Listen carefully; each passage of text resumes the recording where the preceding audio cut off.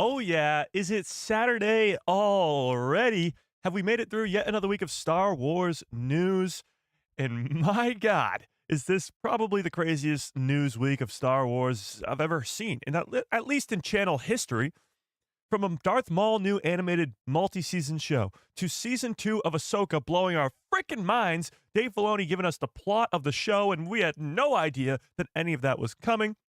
And the Mandalorian and Grogu movie is in 1 year. We got the teaser trailer, although it wasn't released publicly. We've all seen it. We all saw Stinky the Hutt flexing his biceps in a gladiator arena.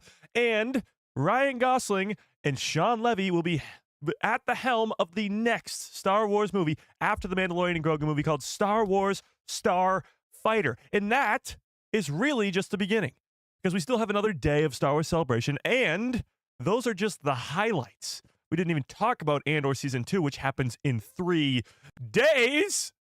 So we got a lot to get into, not a lot of time. So without further ado, let's dive into all of it. What's up, everybody? How's everybody doing on this fine Tuesday? You guys can hear me, right? I'm not muted. If I'm muted, chat, I'm going to lose it. Okay, we're good. And it's Saturday. I said Tuesday. I'm a little bit sleep deprived. If you see me during the live stream like this, just don't wake me up. I need some sleep, okay? But with that being said, we got a lot to talk about today, as the first 2 days of Star Wars Celebration pretty much took my brain and just went, you know, the sonic charge from Star Wars? Just a boom. Like, that was my brain. So the day one was awesome enough, but we had a 5-hour live stream last night. Yeah, that's right. Longest stream in channel history. 5-hour live stream. And, it was chaos. It was well worth it because we stayed up till the Ahsoka panel, and the Ahsoka panel absolutely blew our freaking minds. So, with that, we got to talk about all this stuff. But before we do, let's say hi to everybody in the chat, shall we? How's everybody enjoying Star Wars Celebration so far, chat? Somebody said it's like our Super Bowl. It's bigger than our Super Bowl. This is a 3-day event. This is like the greatest thing ever. Yeah, but how are we liking it so far, chat? Jessica, what's up? Star Wars Order, how we doing? Another Mike who loves Star Wars, what is up? JC in the house. WUV Grad, what's up? Rose, how we doing? 50 Thunder in the house. Brandon Baker, what is up? Ron, how we doing? Carry on, what is up? Dom in the house. Mando United, how we doing? Adam, what is up? Holly, how we doing? Rebel Sith in the house. Robert, what's up? Nathan, how we doing? Justin, what is up? Friday! Okay, if I missed you, you know the deal. Just yell at me in the chat. Let's give everybody a nice little, Hello there. General Kenobi. Okay, so I honestly don't know where to start. Where do we start, chat? Do we want to start with The Mandalorian? Do we want to start with the Star Wars Starfighter stuff? Do we want to start with the Maul series or Ahsoka or Andor? Or what do you want to do, chat? There's so much to talk about. This might be a long live stream, to say the least. What do we think? Where should we start, chat? Actually, I want to put up a poll in the chat. Let's start there, and we'll go from there. So you tell me in the chat where we want to start, and let me put this poll up in the chat. Let me put it up. Oh, shout out to Darth Plagueis for the very generous super sticker before the live stream started. I appreciate it. Super stickers, super chats, memberships. Keep the lights on over here, so I appreciate it. Which project are you the most excited for? And now there's only going to be 4 options because I only get 4 options. But here are your options. The Maul series, Maul Shadow Lord, I believe it's called. Maul Shadow. How do you spell shadow, chat? Shadow. There we go. Shadow Lord. Oh my God, chat, I can't type today. Ahsoka Season 2. That might be the top of my list, but we'll see. The Mandalorian. Mandalorian. Mike, type. Holy crap. I'm trying to run a live stream here, Mike. Mandalorian and Grogu movie. Or the Shawn Levy Starfighter film. Star Wars Starfighter. Those are your 4 options. I know Andor's not on the list, but that's because it's in 3 days. And I mean, the hype for Andor Season 2 is pretty damn high right now. So tell me in the chat, what of the 4 major projects that have been sort of announced or given updates about, over the first 2 days, which one are you the most excited for? And with that, what do we start with, chat? Ahsoka? You guys want to start with Ahsoka? I don't know. Ahsoka has so much going on. I feel like we should leave that for last. Maul stuff? All right, let's go. Spin the wheel? Oh, that's a genius idea. Let's spin a wheel. Can I do that, actually? No, I can't. Never mind. Never mind. Okay, we're going to start with the Maul stuff. I think the Maul stuff is a great spot to start. So, we were wondering, we've been speculating for months and months and months, what the next, actually over a year now, because the Bad Batch Season 3 was last year, what the next multi-season animated Star Wars series was going to be. We were talking Luke Skywalker Jedi Temple show. We were talking Hidden Path show. We were talking Clone Rebellion show. Some people, I will grant you that, some people were saying, Mike, what about a Maul show? And I was like, I don't think they'll do that. As much as it would be awesome, I don't think they'll do that. And well, wrong I was, because here they go, announcing one of the coolest projects I've ever laid my eyes on to come out in 2026. You're going to hear me say 2026 a lot in this live stream, because 2026 might be the greatest year of all time. As a Star Wars fan, of course, we have this Maul series, we have the Mandalorian and Grogu movie, and Ahsoka Season 2. And by the end of this live stream, I can guarantee you your hype level for all three of those projects will be through the roof. But we also have, if you're not a Star Wars fan, you got Avengers Doomsday. You got, I think, the Mario 2 movie. You got, I don't know. You got other things. I know 2026 is a jam-packed year for movies. I just can't, off the top of my head, think of any of them. So there you go. But for Star Wars fans, it might be the greatest year of all time. For me, individually, Anakin, Ahsoka, Darth Maul are my top 3 favorite Star Wars characters of all time. In those 3 characters, one's getting his own show. The other one's getting her own show, featuring the number one, which is Anakin Skywalker, because Hayden Christensen's coming back for Ahsoka Season 2. But the Darth Maul Shadow Lord. So this came out of nowhere. They brought out Sam Witwer onto stage, and they showed a trailer to the people at Star Wars Celebration. We cannot watch the trailer, but I do have descriptions of the trailer, don't you worry. So they brought Sam Witwer out on stage, and they announced Maul Shadow Lord. So let's take a look at this description from Disney, StarWars.com. In Star Wars Maul Shadow Lord, the former Sith returns. The next animated series for Lucasfilm has just been announced at Star Wars Japan, Celebration Japan. Just after the Clone Wars, Maul plots to rebuild his criminal syndicate on a planet untouched by the Empire. Tell me in the chat what you think this planet is. Some people were saying it could be Malachor 5, but I don't think so. That's where they find him in Rebels. A good theory I heard was Dathomir, because that's where he is during the events of the Solo movie. When he's talking to Kira through the holo message, he says, "Come meet me on Dathomir." So we at least know he's on Dathomir at some point. But is that planet untouched by the Empire? I don't know. During the 20th anniversary panel for Lucasfilm Animation, Star Wars Celebration Japan, surprise guest Sam Witwer took the stage and revealed his return to the galaxy as a star of the next animated series. Yeah, that's right, multi-season series. Star Wars Maul Shadow Lord. Sam Witwer first portrayed Maul in The Clone Wars, reprising that role later on in Rebels. In this new series will be set after the events of the final season of The Clone Wars, and as Maul rises again to lead the Underworld factions. So it's in between The Clone Wars and Star Wars Rebels.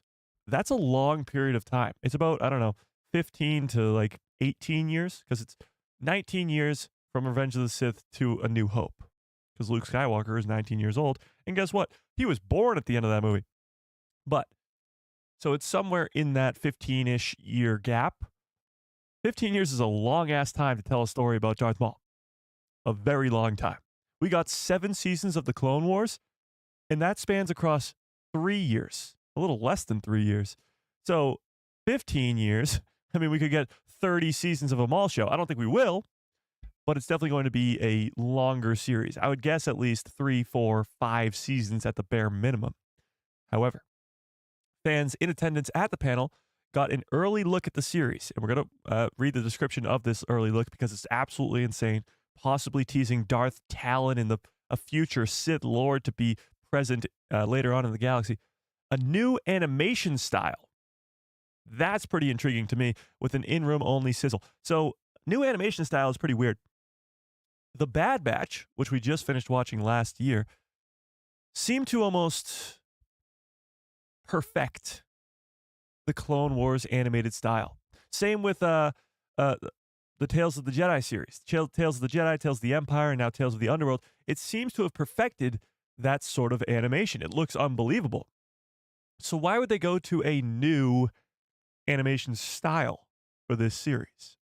It's not the first time they've done that. I mean, you look at Star Wars Rebels, very different than the Clone Wars. You look at even Star Wars Resistance, it's very different than the Clone Wars or Rebels. But why would they go to a new animation style for Darth Maul here? What do we think, Chad? To me, I think, well, yes, they're trying to bridge the gap between the Clone Wars and Rebels, and maybe they're trying to give us an animation that's sort of in between the two of them. But honestly, I really think it's because it's about the villains. This is the first, oh my God. I forgot we put that into place, Chad. 50 Thunder with a very generous $2 holla. I appreciate that quite a bit. Says what? Is there no message with it, Chad? Hang on. Oh, just testing the scream alert. Oh, well, thank you, 50 Thunder. You almost scared me half to death. But let me get back to this article after being so rudely interrupted. So, with that being said, I think that because this Maul series is the first series to focus on the villain, because the Clone Wars are the good guys, even Rebels is the good guys, the Bad Batch, they're technically the good guys. Maul is a bad guy. Like, following a bad guy, there's no real, like, feel-good moments, you know? Like, how are you going to feel happy and root for this guy when he's the villain? He's murdering people and being the bad guy. It's hard to root for that guy. So I think, honestly, this new animation style is to show that. We're focusing on the bad guys now, and you need a different style to sort of portray that. So that's sort of what I'm thinking, to bridge the gap between the Clone Wars and Star Wars Rebels, but also show us that this isn't the good guys anymore. We're talking about bad guys. Now, my one concern with this Maul series, and it's a pretty big concern, is that they try to give him redeeming qualities. Maul is a badass. And as the great Harrison Ford once said, you want your badasses to stay badasses.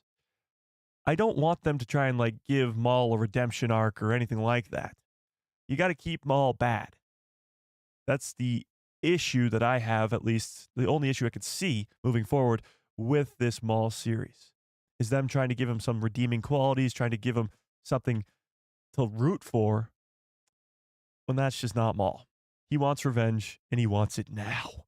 But this is the biggest thing. Star Wars Maul Shadow Lord is currently in production and will debut on Disney Plus in 2026.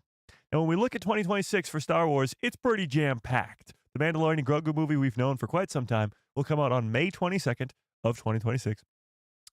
And that will be the first Star Wars movie in about, oh my God, first Star Wars movie in about 6.5, 7-ish years, right? Since 2019's Rise of Skywalker. Now, Ahsoka Season 2, which we'll talk about in a little bit, is also set to begin filming this week, or this coming week, and it will come out in 2026, or at least towards the end of 2026. So that will be after the Mandalorian and Grogu movie.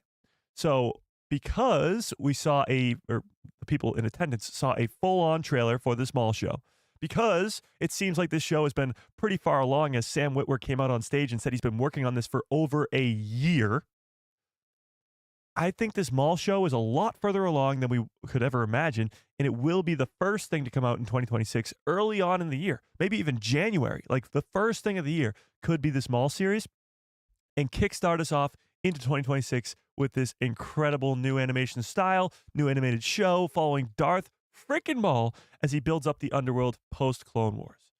And I couldn't think of a better way to start the year. I mean, could you?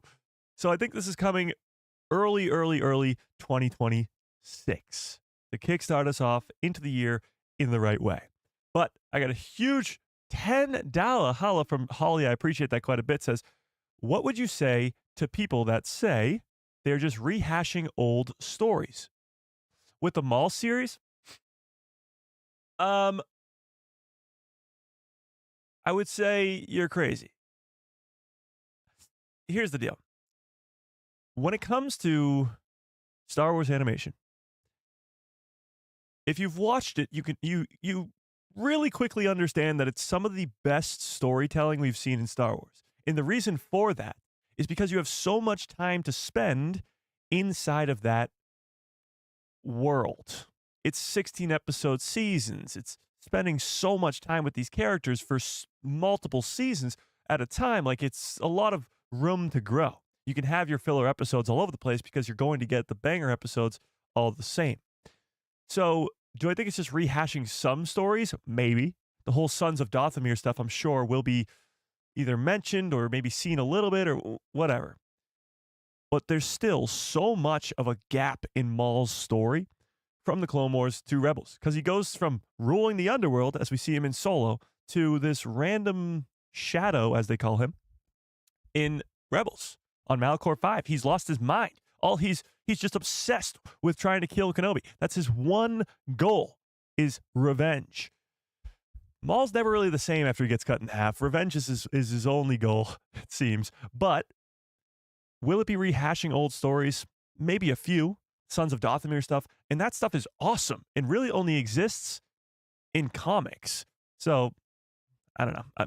It's going to rehash some old stuff. It's going to have to explain what the hell's going on there. But it's going to be a lot of new story as well. Yeah. Indeed. And if you're worried about rehashing old stuff next year, wait till we get to Ahsoka season 2. Ahsoka season. Okay. So we had a 5-hour live stream last night. I get off the 5-hour live stream and I'm like, I got to make a video breaking down this whole Ahsoka news, which I did. And I hope you all watched it and I hope you all enjoyed it. And of course, smashed a freaking like and commented on it. But I was like, how the hell am I supposed to make a video about all this nonsense? And the video ended up being about 15 minutes long. And I could have talked for like 7 hours about Ahsoka season 2. So here we are today with sort of a time limit on our live streams, about 2 hours. And I got to talk about not just Ahsoka season 2, but the Maul series, the Mando movie, the Starfighter movie, and Andor season 2, which comes out in 3 days. And we've gotten probably 10 trailers over the last 24 hours for this freaking show. So yeah, we're running a little bit short on time. Just a little bit. Yeah. But I appreciate it, Holly. I have rid of it to do. Maul had a redemption when he died in Kenobi's arms. I mean, a little bit, yeah. To an extent. He was just so caught up in the revenge of it all. You know?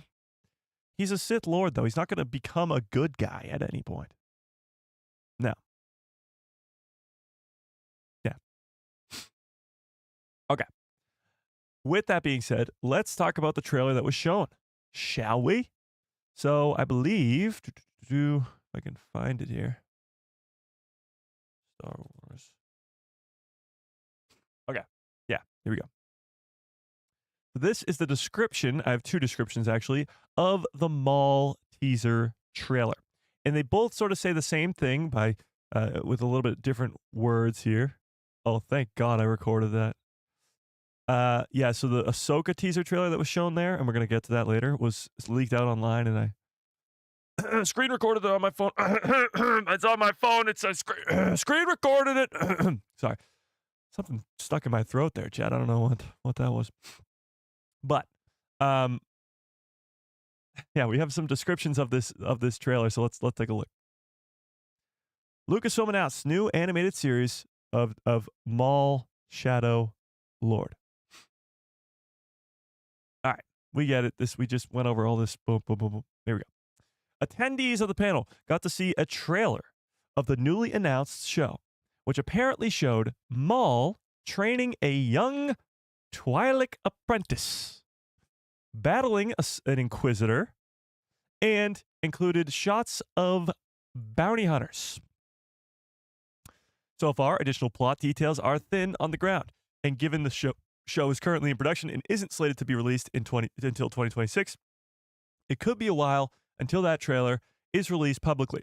On the stage, Sam Witwer implied they might be reusing some of George Lucas's old ideas for the sequel trilogy, which we'll get to in just a second. But those were obviously scrapped. Amongst those is the aforementioned young Twi'lek, which, according to those who saw at the convention footage, said she looks like Darth Talon. You can check out Sam Witwer's interview below. Oh, okay. Maybe we'll check that out in a second. But let's talk about this for a second. Darth Talon. Give me a 1 into the chat if you know who Darth Talon is. Let's start there.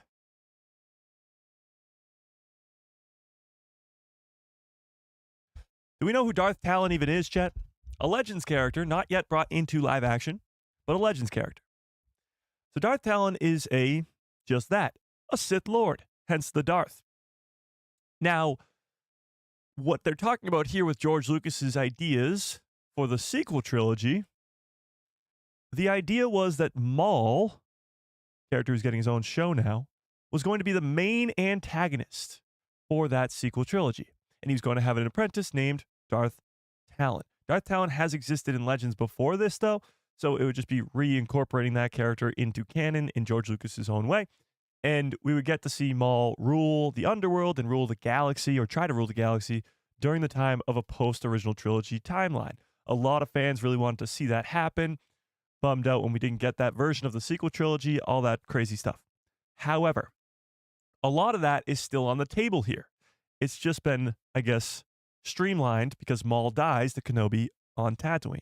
So with that, it seems like this Maul series is taking that storyline of Maul ruling the Underworld, which he will be doing in this series, having an apprentice that's a Twi'lek named Darth Talon, which it looks like he's going to be doing in this series, and really showing the struggle of what's going on there. Because the Empire is going to be fighting against Maul. There's probably going to be some Jedi that fight against Maul, Inquisitors, maybe even Darth Vader, and we're going to get to see the struggle of that. It's in a different time period. It's not post-original trilogy, but it's still the same story. It's reusing that same story. It's also, even though Maul is dead, setting up Darth Talon to be a future antagonist for maybe the Mandoverse, or maybe even beyond the sequel trilogy. Who knows how long this Twi'lek Sith Lord could live, but she's not in Solo. She's not the apprentice to Darth Maul by the time of Solo. She's not in Rebels, obviously. So at some point in this series, she either dies, which would suck. Why would you just introduce, I guess, to canon for the first time, Darth Talon, and then kill her off in the same show when you could really use her in other times in the Star Wars timeline, in other spots in the Star Wars timeline. So what I think is going on here is Dave Filoni and all of his genius is setting up a crazy cool Sith Lord character in Darth Talon to be set up to be a villain somewhere else. Maul will train her. She will actually be Maul's apprentice. It will be awesome. And then something happens where they have a falling out, or she tries to kill Maul, or whatever it may be. And then she leaves him. Maybe the reason that Maul is on Malachor 5, the reason he is by himself, the reason he lost his underworld is because of Talon.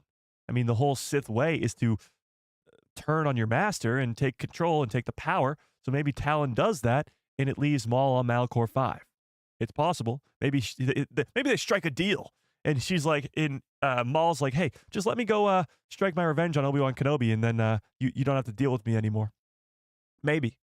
But either way, there's no doubt in my mind that they're setting up a character, a canon version of the character of Darth Talon, to be a future threat in the galaxy to somebody. I don't know who. Maybe Din Djarin, possibly. Maybe Luke Skywalker in his Jedi Temple, maybe. Maybe even post-sequel trilogy, Rey's new Jedi Order, maybe.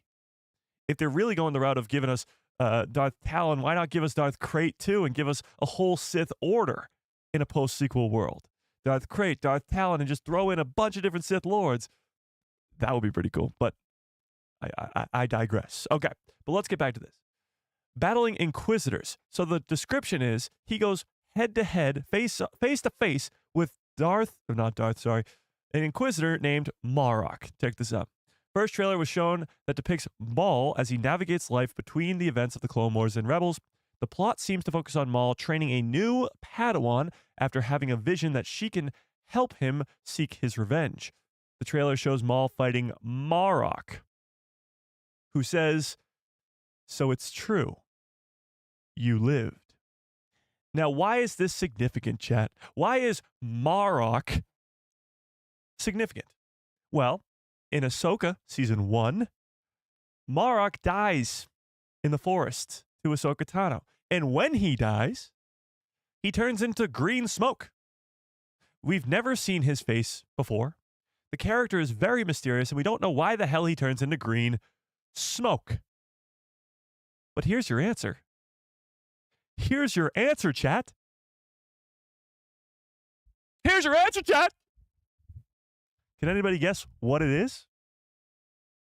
Dave Filoni, yet again, being the genius that he is going back in. He's introducing these incredible characters, Baylan Skoll, Shin Hati, Marrok, in live action in this Ahsoka series, and he's going back and filling out the story in other things. He was actually Maul? No, he's not actually Maul. Savage turned into green smoke. Thank you, Adam. Savage Opress is the same species as Maul. A Zabrak. Zabrak, right? It's a Zabrak. A Zabrak, if you will. Great name. He's a Zabrak. And the reason he turns into green smoke when he dies is because the Night Sister magic was used to create him to be this monster that he is. I certainly think, at a probably 81% certainty, that Marrok is a Zabrak. Used Night Sister magic to turn him into an Inquisitor, turn him into a monster. And that's why him and Maul's showdown is so significant. In the trailer that was shown, there was multiple Zabrak. Multiple. So we're going to see more of the species. So it seems highly likely that the Inquisitor, Marrok, who turns into green smoke, much like the only other Zabrak we've seen die in Star Wars that had Night Sister magic put into him, Savage Opress, it's very likely that this Marrok character is a Zabrak, Night Sister magic, and that's why he turns into green smoke in Ahsoka, and they're just going back and explaining that in the Maul series. Because the two of them will have a crazy showdown. Now, the weird part about this is we know that both of these characters will survive this showdown. Maul will not kill Marrok, and Marrok will not kill Maul. So it'll be a stalemate here. Now, honestly, Maul's going to have to kill a bunch of people to show how awesome he is in this series, but there's a bunch of characters that really can't die if he goes toe-to-toe with them, like Vader or a lot of Inquisitors because they're later on in the timeline, and, you know. Yeah. So now you have Maul fighting Marrok, Marrok fighting Ahsoka. There's already connections there. Bringing in all this other stuff, and even even in this description, they're talking about the young apprentice, the Padawan, if you will. That's probably going to be Darth Talon. But let's go back to this other one. So Battling Inquisitors, it includes shots of bounty hunters. This is the Underworld. I know we're getting Star Wars Underworld in a couple weeks here with Cad Bane and Asajj Ventress, and it's going to be great. But this is the Underworld. This Maul series is the Underworld series we've been looking for. Because the Tales of the Underworld is just going to be 8 episodes, and they're all going to, or 6 episodes, sorry, and they're all going to be really, really short. This is multiple seasons. Maul ruling the Underworld, taking control and seeing the rest of the Underworld with bounty hunters and smugglers and crime syndicates. It's going to be insane. And it's all going to be revolving around the Sith and Maul and Talon and just, God, I'm so excited. But let's watch Sam Witwer's interview. I don't think I've seen this yet. After more. Oh, never mind, I did. Never mind. Okay, he doesn't really go into too much detail there anyway. Now, we can watch this sizzle reel, though, because this is the 20th anniversary of Star Wars animation, and at the very end, it gives us sort of a sneak peek at the Maul series. So take a look at this. My first semester at USC, I had one production class, which was animation, and I made an animated movie, and I realized that, hey, I love this. In 2005, George Lucas established Lucasfilm Animation. My job was to create a TV series called Clone Wars. George would say all the time, dare to be great. Really wraps into do or do not, there is no try. George was asking us to do things that were years and years away by any standard. We were going to use CG to make this series. He taught me to tell a story using his previs technology. He would describe scenes and staging. You have to figure out how to do it and keep challenging yourself, and eventually you work hard, you'll start to see the results. I'm Ahsoka. Master Yoda sent me. George was a master of this build-up of excitement, build-up of ownership by fans and families to say, we want to be a part of this, we want to engage with this. And we work to continue that legacy. Hello, Master. It's been a while. Isn't this exciting? Everyone's thrilled. I hope so. I hope so. Thank you. It's beyond thrilling to dive back in. The animation division has just kind of grown in ways that I couldn't imagine back then. 20 years later, which is a little bit hard to believe. Here we go. We have all worked together so long, this team of people that became friends and grew up together making all these things that we've done. I get to work with an incredible group of really gifted and talented artists. Clone Wars was like working with this giant orchestra. So on Star Wars Rebels, there was a family within Lucasfilm Animation that already existed. As long as we're together, we've got a chance. The biggest compliment that we hear is when people say, oh, it's the same group that put Clone Wars together or Rebels together. And another part of the Star Wars family. We work with overseas studios. All our animated series couldn't have been done without their collaboration. The characters and the stories that we tell in animation reach beyond that. This is where the fun begins. Race to the top.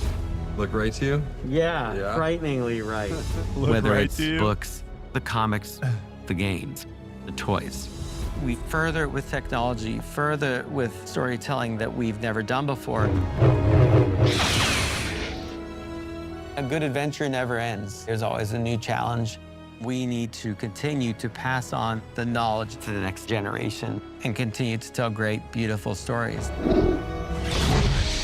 That would be the greatest payoff of all. Then the Force will be with you always, as we like to say. This is the Be with you always, as we like to say.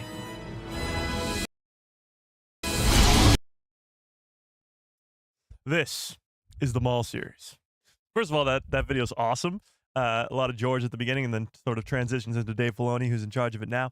But when you look at, I've mentioned this already, but when you look at the Star Wars animation, it's some of the best storytelling we've ever seen in Star Wars. And the fact is, when you hear that the people who worked on the Clone Wars or worked on Star Wars Rebels are working on something, you're like, yes, yes. And that same team that brought to life those shows and brought to life the Bad Batch is bringing to life this Maul series. And that's what's exciting about it. But here's our first look at Darth Maul igniting his nice lightsaber there. But that's all we get for now, I guess. Yeah, so that's pretty cool. Pretty dang cool.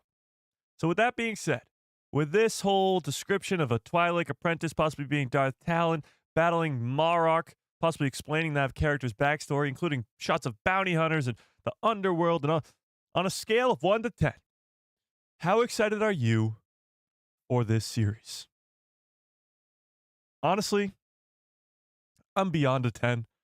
I did not know what the next animated Star Wars show was going to be, and I was pretty worried about it at the time because for a while there, honestly didn't even know it was going to be announced this weekend. After they announced Tales of the Underworld a couple weeks ago, I was like, okay, that's the animated series they're going to announce. They're probably not going to give us another one.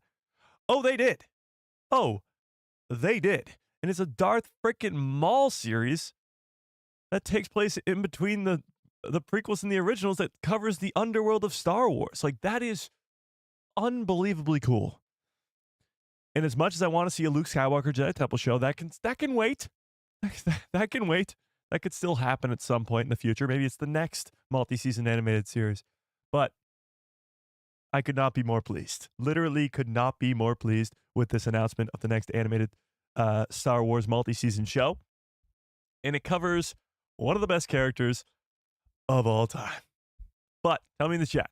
You got 100 out of 10, 10 out of 10, 3 out of 10. Oh my God. 9, 10, 9, 9, 9, 9, 10, 7, 8, 9, 10. Oh my God. We're all over the place here, chat. Mostly high scores, but a 3 in there, 7 in there, 10, 9, 8, 8.5.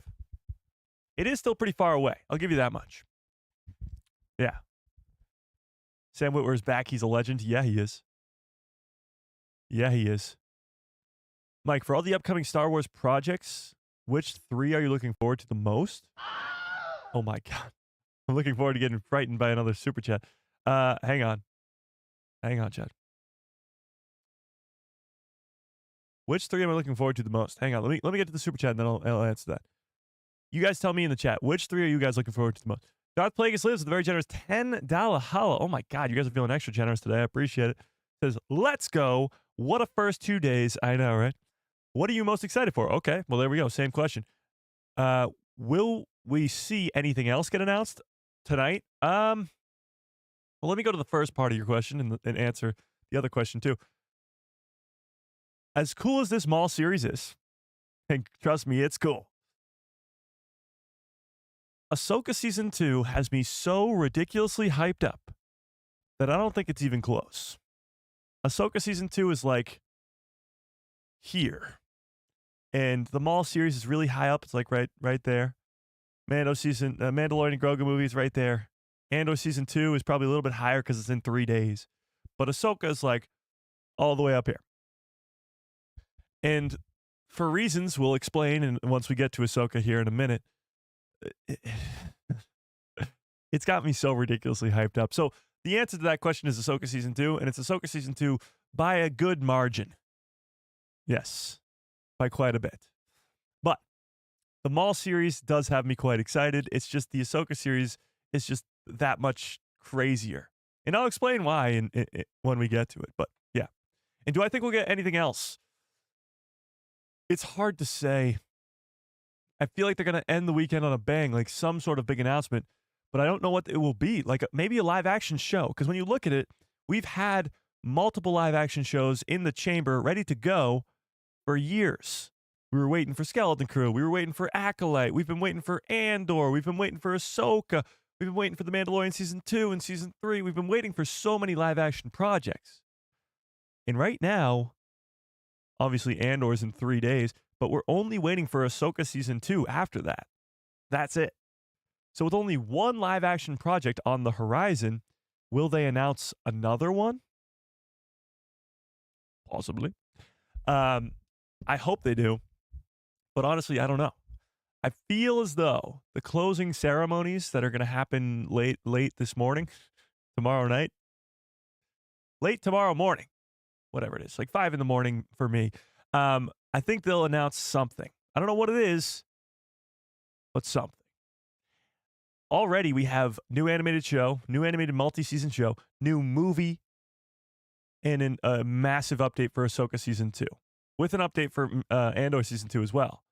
But that's already so much. I don't know if they're going to give us even more. You know? I don't know. We'll see. We'll see. You guys think that anything else will be announced tonight? Tales of the Captain Rex? Oh, I don't know about that. I don't know about that. Rachel says, the only thing that in this chat, the only thing is this chat does not work right over there. What do you mean? This is way better than a Hidden Path show. Finally, a villain show, unlike The Acolyte. Well, The Acolyte definitely is a villain show. Last night, very late last night, I was sitting here editing the Ahsoka video, and Manny Jacinto went on stage. And Manny Jacinto, of course, plays Chimere, or the Stranger from The Acolyte. And it was like the most feel-good thing while also the most heart-wrenching thing ever. He was on stage, and you could just see the look on his face like, oh my God, I want Season 2 so bad. and he just looked so bummed out. But the audience was loving him, and everybody was loving him because the character himself, like the stranger, is so damn cool. But you could just tell that he was like bummed that there's not going to be a season 2, and actually when he leaves the stage, they're all chanting season 2, season 2. And I was sitting here working on my Ahsoka video, and I was looking at this screen because I had the live stream on this screen. I had my editing stuff on that screen. I was going season 2, season 2, and I was crying. It's a whole thing. But yeah, it was great. Having said that, I don't know how I got there, but yes, this Maul series will be focused on the bad guys, and that's something that Star Wars fans have been looking forward to for quite some time, because Star Wars succeeds quite a bit in creating great villains, like the Stranger, but like Darth Maul, like Vader, like Palpatine. They're really good at making bad guys. Really, really good at making bad guys. So, yeah. So there's the Darth Maul stuff. Oh my God, that took us 40 minutes. Okay, we got to really go a lot quicker here, chat. The Darth Maul show looks awesome. Darth Talon, Underworld, Inquisitors, setting up the future. Moving on. Okay. Let's talk about the Shawn Levy Starfighter movie really, really quickly. There's not much to it, so we don't really have to touch on it too much, but let's talk about it. Shawn Levy's Star Wars movie will be the next Star Wars movie after The Mandalorian and Grogu, and it will be called Star Wars Starfighter and star Ryan Gosling. Ryan Gosling is joining the Star Wars galaxy in a new film directed by Shawn Levy. Levy, who recently directed Marvel Studios' hit Deadpool and Wolverine, made a surprise appearance during the Mandalorian and Grogu panel today, joining Lucasfilm President Kathleen Kennedy and Chief Creative Officer Dave Filoni on the stage to confirm his project for the live audience, not action, audience at Star Wars Celebration. On one of several theatrical projects, By the way, they did give updates on the other theatrical projects, which nobody really talks about, but here they are. Still in development, including Sharmina Bed-Chinoy's movie, which is the Rey movie, James Mangold's movie, which is the Dawn of the Jedi, Taika Waititi. Yeah, that's right. Taika is still working on a Star Wars film. Shocker. And we really don't know what it's about. And a new trilogy by Simon Kinberg. I feel like nobody was, guys, it's a trilogy. What are we talking about here? How is this not bigger news? How is this not like headlines all over the place? You understand that Star Wars has been around for 50 years and there's only ever been 3 trilogies in the history of Star Wars? And they just announced the 4th one. And it's like nobody cares. Yes, we sort of were speculating that Simon Kinberg was attached for a new trilogy, but this was confirmation from Kathleen Kennedy and Dave Filoni that he's working on a new trilogy, and nobody cared. Nobody cared! And it's not like Simon Kinberg's a nobody. People are bringing up the fact that he made X-Men Dark Phoenix. Yeah, he made the other X-Men movies too, the great ones that you know and love. And guess what? He has the greatest thing for a Star Wars creator, and that is experience making Star Wars. And not just any Star Wars, the greatest Star Wars.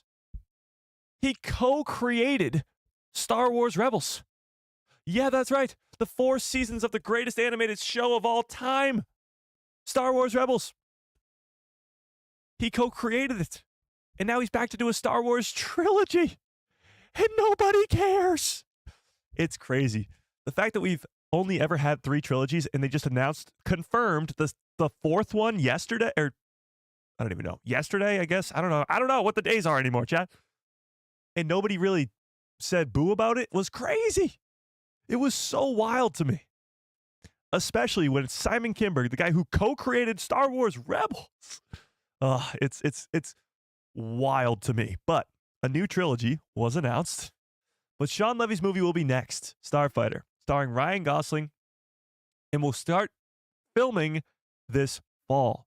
Shawn Levy did say that they are in pre-production right now. It is set approximately 5 years after the events of The Rise of Skywalker. Ryan Gosling will be playing a brand new character, teased by the actor's appearance on stage.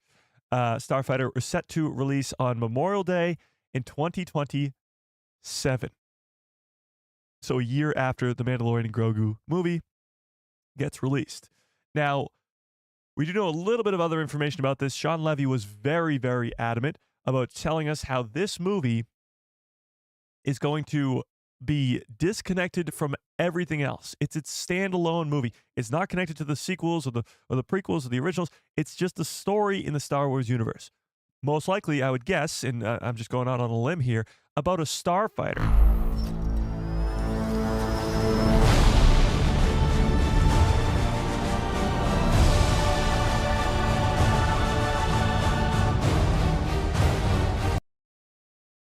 That's just, that's just a theory of mine. But yeah, that's exciting. But the little we know about it, it really is like, I don't know. I can't get too excited. Ryan Gosling, great actor. Shawn Levy, great director. Star Wars movie. It's hype, but it's not as exciting as, stuff that's a lot closer and stuff that we know a lot more about, like the Maul series, Ahsoka Season 2, Mandalorian and Grogu, etc. So with that, let's keep moving because we got so much to get to today. All right. Next up, I think on the list we got to talk about is the Mandalorian and Grogu movie. So the Mandalorian and Grogu movie we thought was going to get a trailer. On the first night of Star Wars Celebration, we all thought it was going to get a trailer. And guess what? It didn't. It did not. Well, the trailer wasn't released publicly. Let's say that. Because there was a trailer, and we did watch it, but it wasn't released publicly. So what do we do with that information? We'll take a look at this. So let's read this. So this is the Hollywood Reporter, and we'll just go into what they say, and we'll touch on it from there. The trailer itself was awesome. If you've seen it, give me one into the chat if you saw the leaked trailer. It's awesome. It's absolutely incredible. You got Stinky the Hutt. You got a whole hallway scene in an AT-AT Walker with Din Djarin just taking down stormtroopers, and it's really, really cool. You got Sigourney Weaver. You got Grogu being all cute and using the Force, and it looks spectacular. But it wasn't released publicly. So with that, let's dive into this. The Mandalorian and Grogu action-heavy footage brings Baby Yoda Grogu to the big screen for Star Wars Celebration. Disney revealed the first look at the Mandalorian and Grogu movie, the Star Wars film spun off of the Disney Plus Mandalorian TV series at Star Wars Celebration in Tokyo, Japan. Jon Favreau, who directed the movie and co-wrote it with Star Wars guru, Dave Filoni, were on hand to introduce it. In the action-heavy footage, the audience sees stormtroopers inside an AT-AT Walker preparing to engage in battle. Then, in what appears to be a sort of homage to the opening of the original 1977 movie, in which rebels prepare for and then were massacred by invading stormtroopers, the Mandalorian cuts open the hull of the AT-AT Walker, and then in one continuous take, much like the Daredevil sequences they're calling it, the one takes, blasts, stabs, pyros, and fights his way through the stormtroopers. He's using blasters, he's using knives, he's using his flamethrower, all that fun stuff. Making his way through the hull, and then the hallway ending at the door of the cockpit, which quickly closes. The sizzle reel also shows a mysterious character played by Sigourney Weaver, speaking with Mando and Grogu, reminding Mando that he works for her. She's going to be a pilot/general-ish type character who works for the New Republic, and her role is going to be a lot bigger than I thought. We were talking about how she might only have a small little cameo role in this movie. No, she's having a big old role. The Podwans, what's up? That's a great name, by the way. She's gonna have a big old role.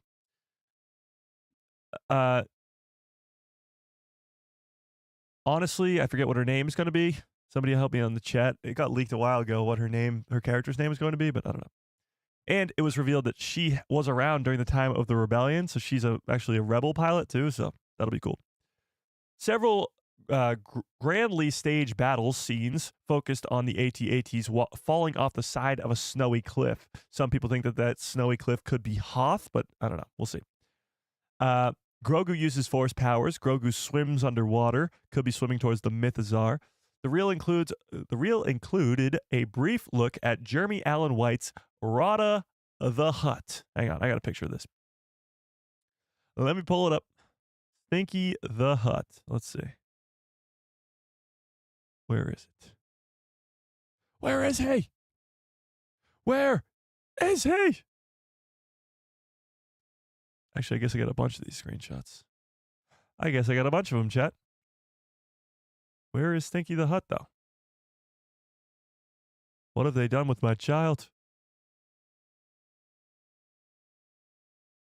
Where the hell is Stinky the Hut? I have a screenshot somewhere.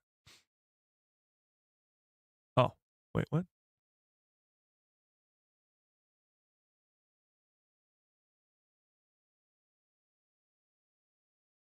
Oh, here we go. Found it.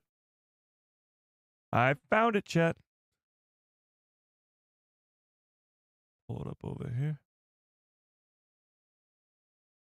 So this is what we're talking about here. Stinky the Hut as a gladiator in the middle of a gladiator arena here, flexing his biceps, I guess.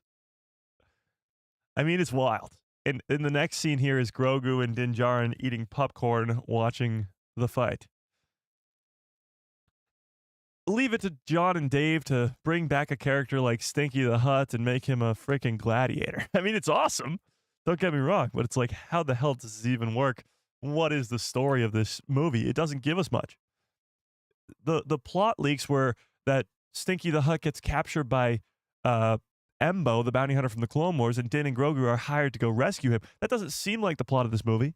We watched Din Djarin take down stormtrooper after stormtrooper after stormtrooper. The Empire wasn't even mentioned in those plot leaks. So Grand Admiral Thrawn, the Empire, all that is going to be very, very important in the Mandalorian and Grogu movie. Will we see Thrawn? Maybe towards the end, but I think his presence will be felt throughout the course of the movie, and then it will lead us into Ahsoka Season 2 because, well, we know now that Thrawn will be playing a huge role in Ahsoka Season 2. But there you have Rod of the Hutt, son of the crime lord Jabba the Hutt, raising his hands in triumph in some sort of fighting arena. And then cutting to Grogu in the stands eating what passes as Star Wars versions of popcorn. Star Pedro Pascal and Sigourney Weaver right there, both of whom were received standing ovations. Nice. Joined filmmaker Jon Favreau on stage, who welcomed some small, surprising little animatronic BDX droids. They're really focusing on these because they're in the Star Wars Disney parks now. So they want to hype them up so that people go to the parks and maybe even buy them. I don't know if they're on for sale or not, but Jon Favreau spoke about the significance of holding this event in Japan, as we talked about this before, but even still, when I think about Star Wars and what inspired Star Wars, what inspired George Lucas to create Star Wars, it's so inextricably, sure, tied to Japanese cinema, Japanese culture, and tradition. George Lucas was very inspired by the filmmakers of Japan, and to come back here, it feels like a homecoming. There's no, obviously, everybody knows that Star Wars, even the Jedi themselves, are built off of samurai and all these sort of different Japanese movies and culture and all this other stuff. So it is pretty cool to have Star Wars be in Japan. You know what's really not cool about having Star Wars be in Japan? That it's 13 hours ahead of us. Why can't everybody just be at the same time in the world? You know, Chad, like what's up with that? What's up with that? I don't know. I don't even know anymore, Chad. But Pedro Pascal looked back at the beginning of his involvement with the franchise, recalling his first creative meeting for the project. I'll never forget. Okay, we don't have to get into that. We don't have to get into any of that. But the coolest thing is the trailer that was shown was awesome. And I'm guessing it's going to be released publicly at some point over the next couple months. I don't know why it wasn't released publicly on Friday. It's still weird to me. I don't get it. I don't understand it. But even still, most of us here have seen it. So it's not like I'm spoiling anything here. So, and the description is right there anyway if you wanted to read it. So tell me in the chat now, on a scale of 1 to 10, having seen or heard the description at least of this trailer, Stinky the Hut is a gladiator. Din Djarin getting the crazy hallway sequence through an AT-AT walker where he's taking down like 15 stormtroopers. Grogu using the Force, Sigourney Weaver working against the Empire with the New Republic. Like, how excited are you for the Mandalorian and Grogu movie? This is the first movie in 6.5, 7 years. How excited are we? And still, it's a year away. I get that. But it's Din and Grogu going to the big screen. The most important Star Wars project to date, because it's the return to the movie theater. If the Mandalorian and Grogu movie is a success, we're going to have a lot more Star Wars movies on the way. If it's not, we might have to go back and retool the situation. And look at the hype. I mean, look at this. 10, 10, 10, 10, 10, 10, 7, 9, 9, 9.5, 10, 10, 1.5. Oh my God. 200 million opening weekend. I said this movie is going to be well over $1 billion, and you guys called me crazy. There is no doubt in my mind this movie will make far over $1 billion. I wouldn't even be surprised if it's close to $2 billion. I think you underestimate the power of Grogu and the power of Grogu himself. Add into that Din Djarin. Add into that Grand Admiral Thrawn. Add into that the fact that the movie's going to be awesome. It could make upwards of $2 billion. Now, hands down. Quite easily, actually. So the Mandalorian and Grogu movie, although the trailer was not released publicly, sadly, still, the trailer was awesome. And having Pedro Pascal be there, showing the fact that he will be in costume and maybe even be showing his face is quite crazy as well. Yeah.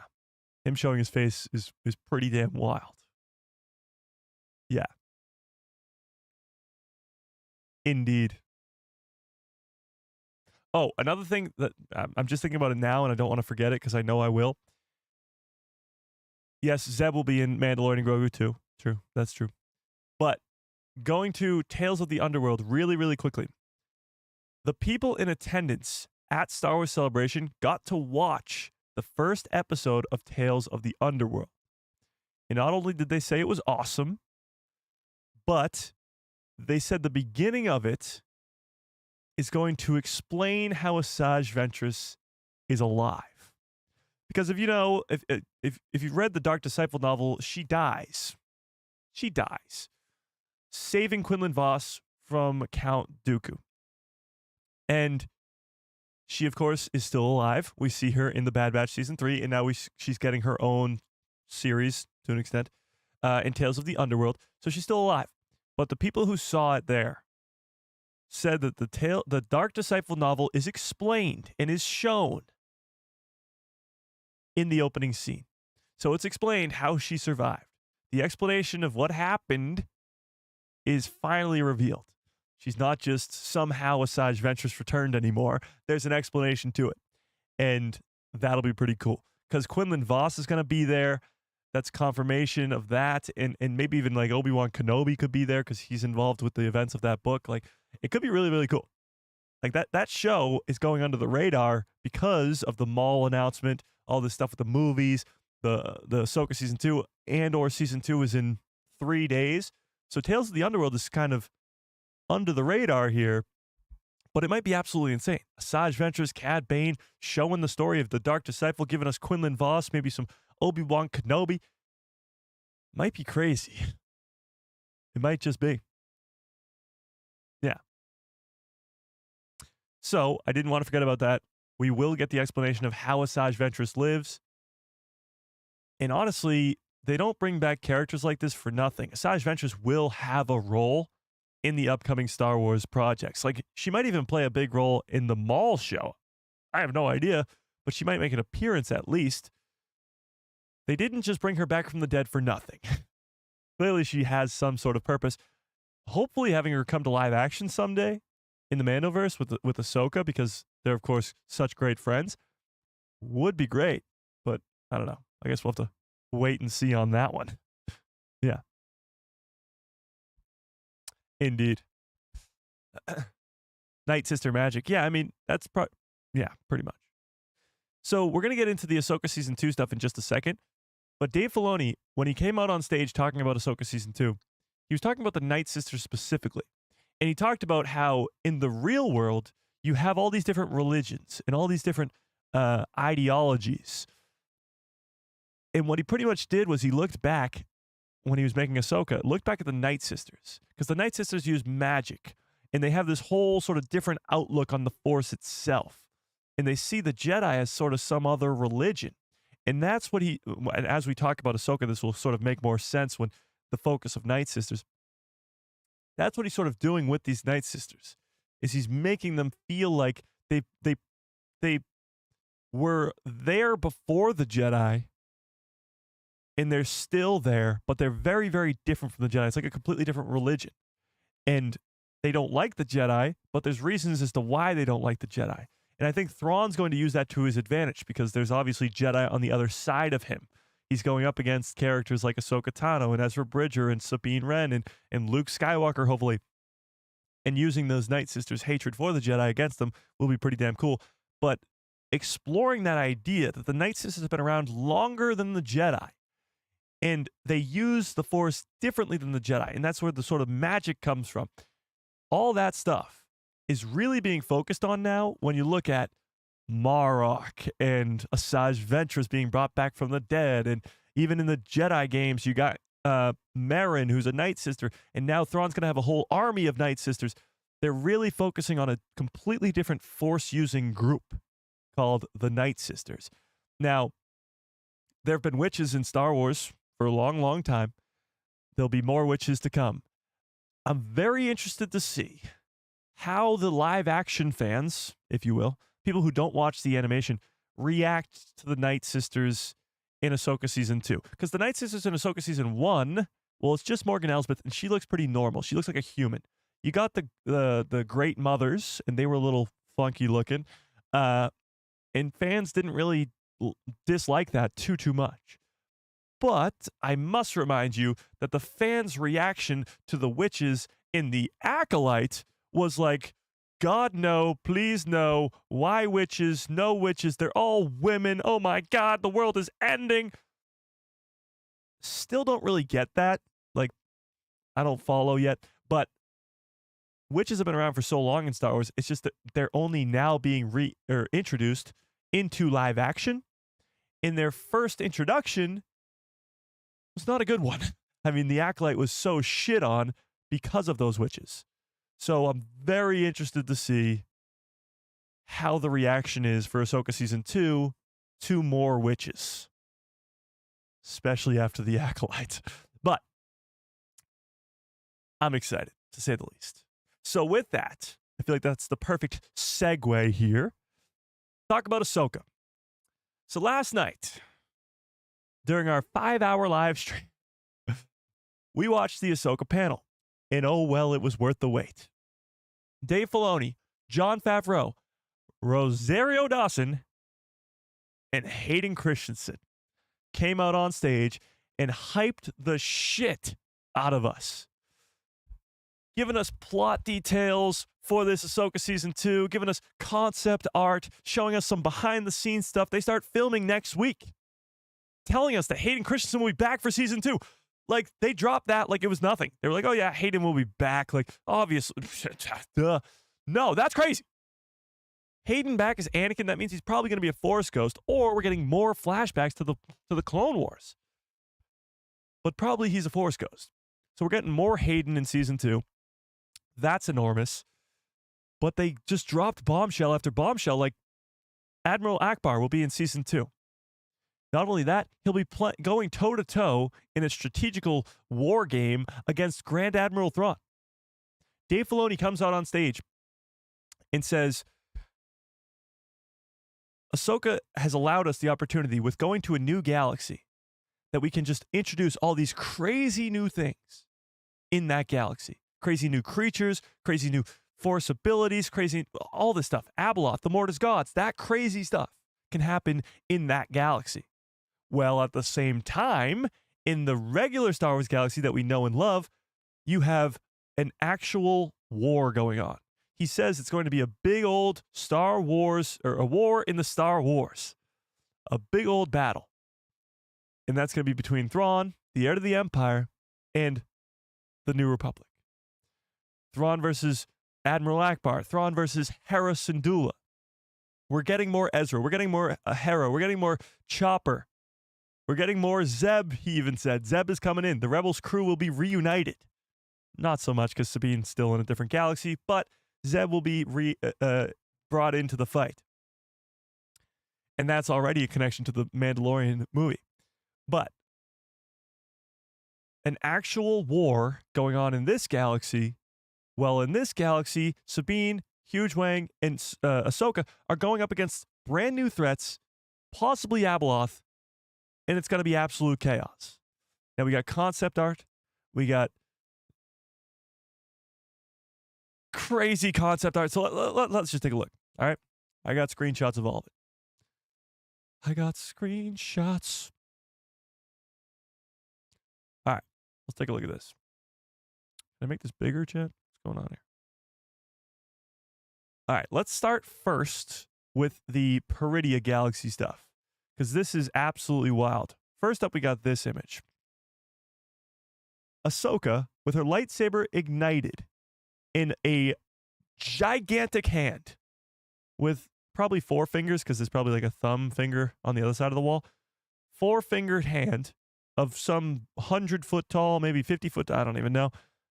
Massive creature that we've never seen before in Star Wars. It looks like she's in some sort of temple, or at least some sort of building that we haven't seen yet on Peridia. And that's Ahsoka with her lightsaber ignited, ready to almost fight this creature. Next, we have that same creature in more of a closer look. What is this, chat? What is this? What do we think this is?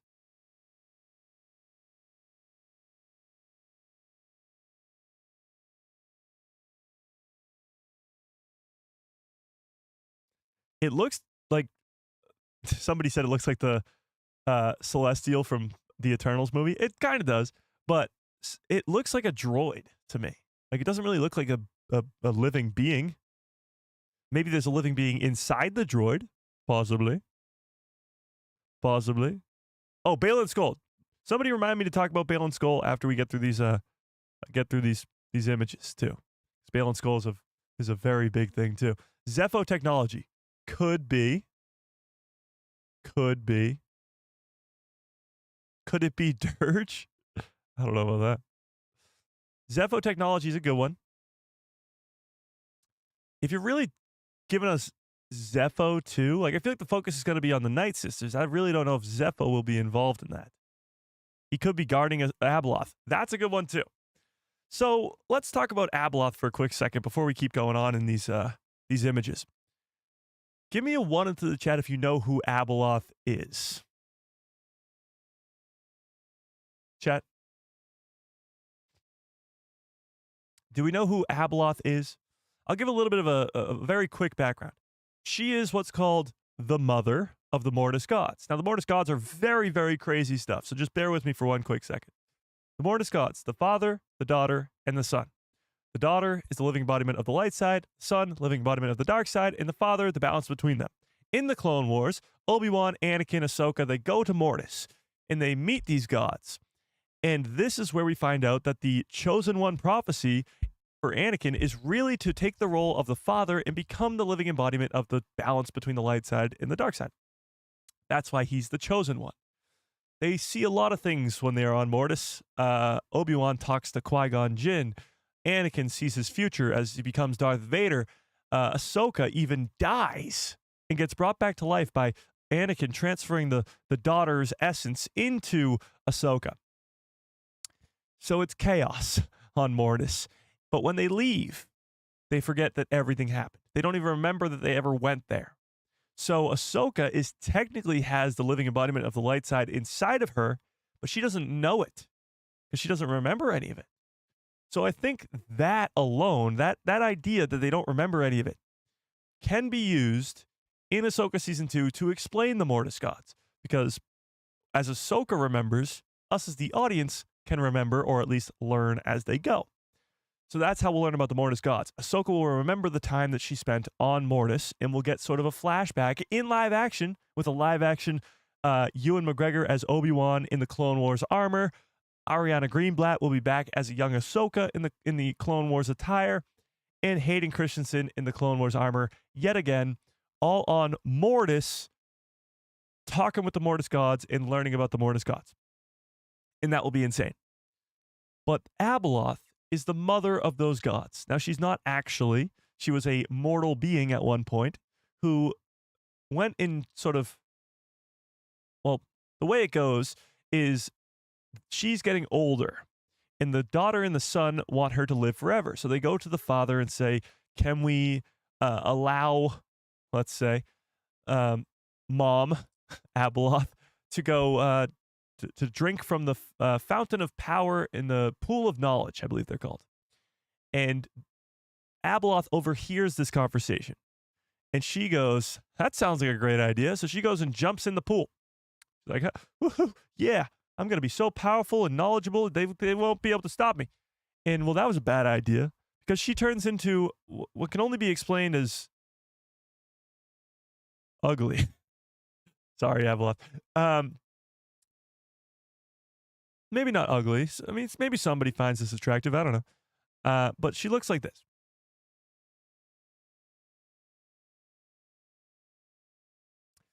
And all that power that courses through her veins makes her one of the strongest beings in all of Star Wars. So powerful that the Mortis gods themselves, the father, the daughter, and the son, have to imprison her on their home world, which we believe now is Peridia, and they have to leave. So they go to Mortis, and they're actually called the Ones. They're only called the Mortis gods because we see them on Mortis in the Mortis arc in the Clone Wars. Mortis is not their home world. That's just where they reside, because their home world is where they left Abeloth in a prison, and that seems to be Peridia. But all that to say, in the Clone Wars, all those Mortis gods die, leaving nobody to keep Abeloth in the prison. So now that the guards of the prison are gone, well, Abeloth can make her great escape. And that's by calling Bale and Skull to come rescue her from said prison and to make the great escape. And that's what I think season 2 is going to show us.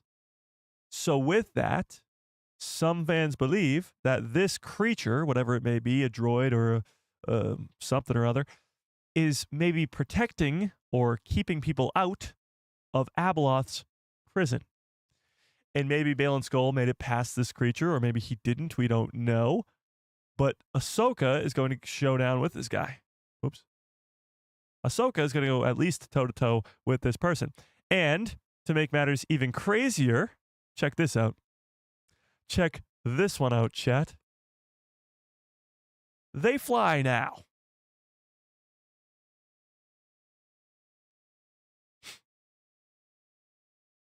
They fly now. So this is the same sort of robot-looking thing flying at Sabine, and Sabine is trying to blast it out of the sky. I don't know. Peridia seems like a place that I don't want to live, chat. This is pretty crazy.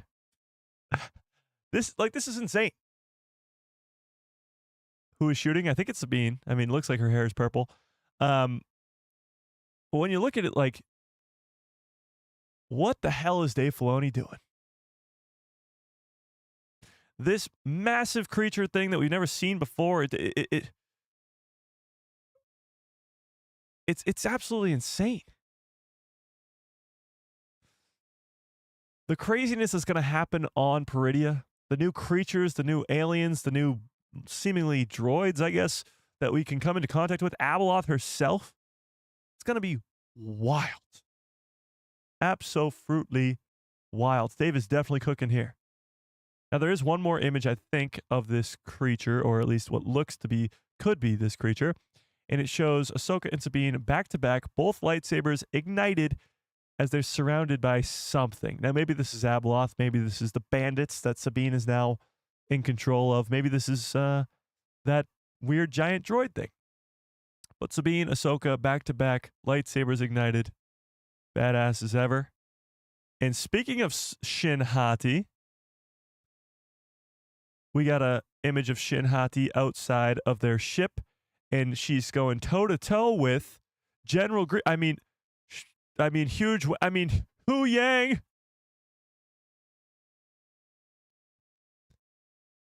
But it's Hu Yang as General freaking Grievous, Jet. Hu Yang has gone full on General Grievous.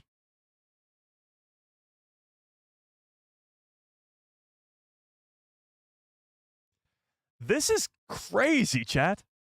This is just the Peridia Galaxy, because it gets even more crazy when we go back to the other galaxy that we know and love. So bear with me here, because there is one more image from Peridia, I believe. Yeah, here it is. This. 2 models, if you will. Check this out. This one on the right here, and we talked about this live a little bit. This is craziness. This is Ahsoka and Sabine coming out of what looks to be some sort of coconut. I don't know what that is. But when you look at these people around them, they seem to be, especially this guy right here, and this guy over here, and this person here, they seem to be coming out of the ground like zombies in a way. Or they're being created out of the ground. I think this is probably Abeloth, either messing with them or some sort of crazy new creature or something. I don't know. But it looks like these people, especially this guy, as he's like being born and this person crawling himself out of the ground, it looks like these people are really crawling out of the ground. So I don't know what's going on there. But when you look at the right side of this, it gets even crazier. Ahsoka standing at the door of what looks to be some sort of world between worlds type dealio. Looks very Mortis Gods-esque. And it looks to be, because we do see the greenery of life over here on the right, it looks to be that she's in the snow, or at least some sort of white place. So she might be on a snowy mountain or something. This could be the prison door to Abeloth's prison, which is insane. Or it's the door to the world between worlds. I don't know. But either way, it's freaking crazy. They're shooting for the fences here in this second season, and Dave Filoni is not holding back. Not at all. It's going to be chaos. That's all I can say.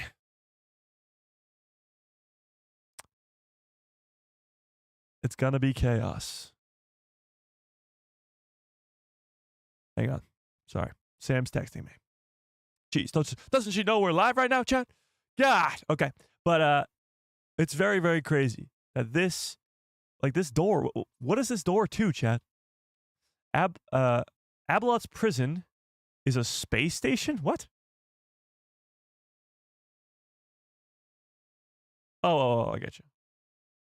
We want Sam more than you? Oh my God. Jeez, Adam, thanks a lot. Love from Scotland. Thanks, Cole. Love right back at you. I wouldn't read too much into these images. They are textured or finished. It's like a storyboard. True, but they purposely made this door look like it was from the Mortis Gods or from the World Between Worlds. Clearly.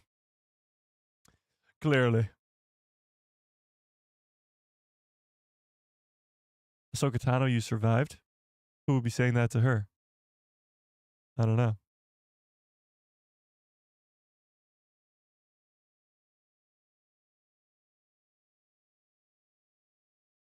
I don't know.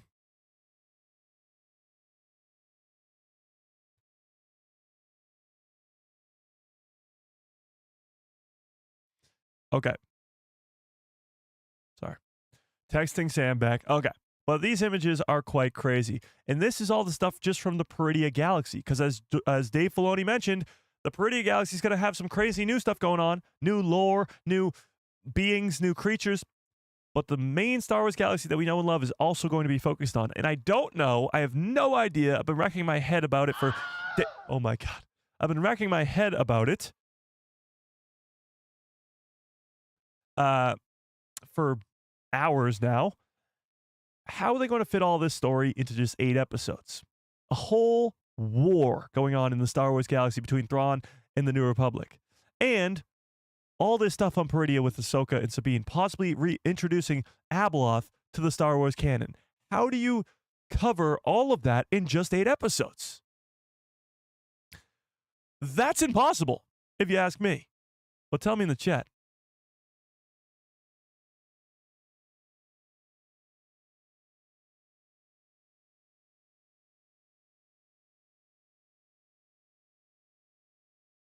Sorry. We're figuring out dinner plans, I guess. Okay. What do you guys want for dinner? No. So how are they going to fit all that into 8 episodes? With that, let's see if Rose has the answers. Rose with a very generous $5 holla, I appreciate it, says they are on a former Zepho planet. Could be a reanimated Zepho technology with a huge Zepho walker like we saw in the Bad Batch. Well, maybe. All we really know about Peridea is that there used to be Night Sisters, like they used to flourish on this planet. Like the Night Sisters used to ride the Purgle, and they used to go galaxy to galaxy, and they used to live on this place where they had this huge kingdom. That's not the Zepho, though, because the Zepho themselves are an ancient species, and we don't really know much about them so far. They've only really been in the Jedi games and really haven't really been mentioned much in live action at all. But there is the mention of Kujet, the Zepho sage, because the Zepho sage did control Dathomir at one point. I know, we're all over the place here right now, but it's craziness. The coolest part about Ahsoka Season 1, and the reason why it's my favorite single season of a show ever, is because of the amount of incredible storytelling that it does in the show itself, expanding the lore of Star Wars more than any other project has ever done except for A New Hope, and giving us incredible lightsaber duels, exploring the stories of the world between worlds, giving us Anakin, giving us Ahsoka, giving us Clone Wars flashbacks, and it not feeling like fan service. It feels really necessary to the story because Ahsoka is so scarred because she finds out that her master turned into the most evil being in the galaxy, and she thinks because she was trained by that master that she's going to become the most evil person in the galaxy, and if she trains somebody else, then they become the most evil person in the galaxy. And she has to get past that through that World Between Worlds sequence to train Sabine. And now she can train Sabine, and that's why she couldn't train Ezra. Sorry. I get excited sometimes, Chad. But the lore that is expanded upon in Ahsoka Season 1, introducing a brand new galaxy into the Star Wars universe. The Night Sisters, the Purgle, and yes, the Zepho as well, but not as much. So I feel like, to me, the Zepho won't be the focus of Season 2. They won't be the focus at all. I think really what's going to be the focus is the Night Sisters and their backstory and the Mortis gods and all that stuff. Yeah.